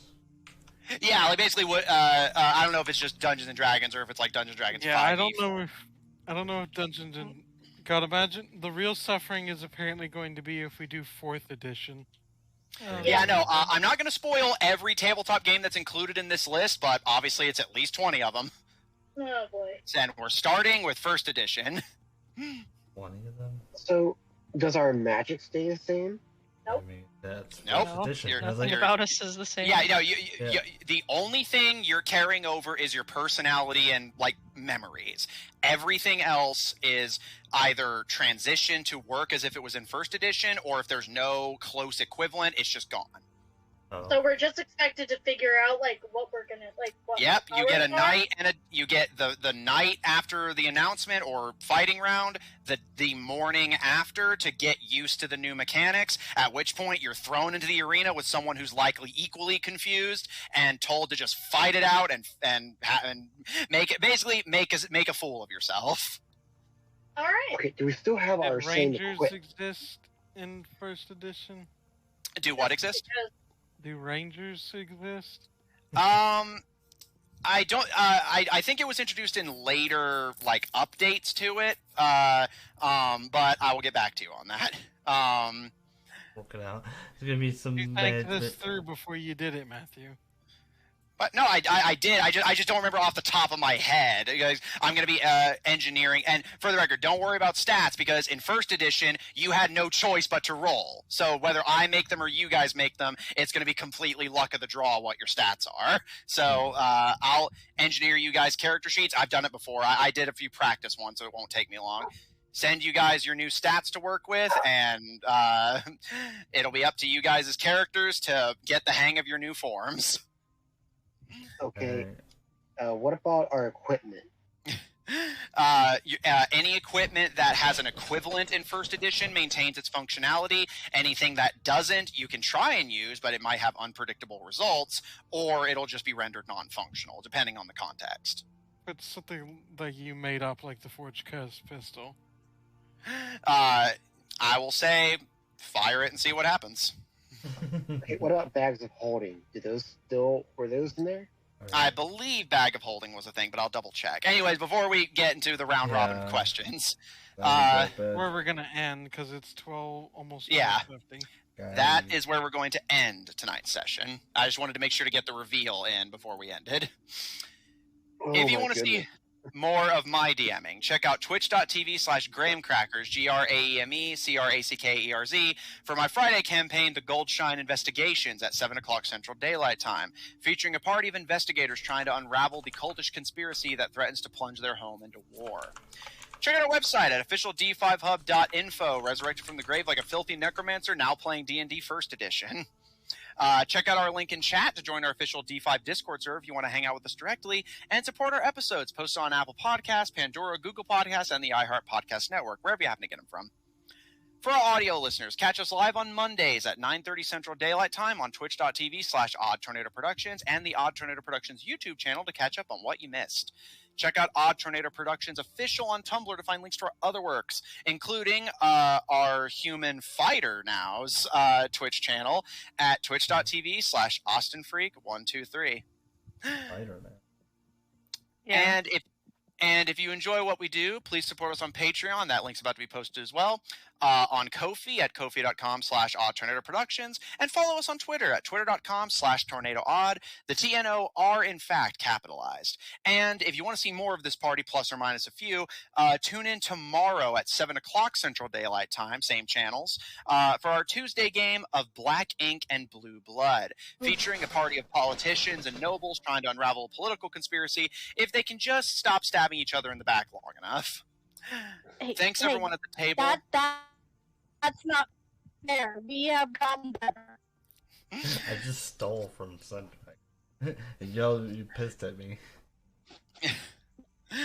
Thanks everyone at the table so much for playing. Thanks everyone at home so much for watching. And we'll see you all next week. Alright, I gotta head off. Yeah. All right, Also, hope you had fun. there is Ranger. It's Bye. we're basically me and Hunt are now fighters. There's no ranger? No, it's a subclass. Ranger is now a subclass. Oh, it's a subclass of fighter, I guess. Yeah.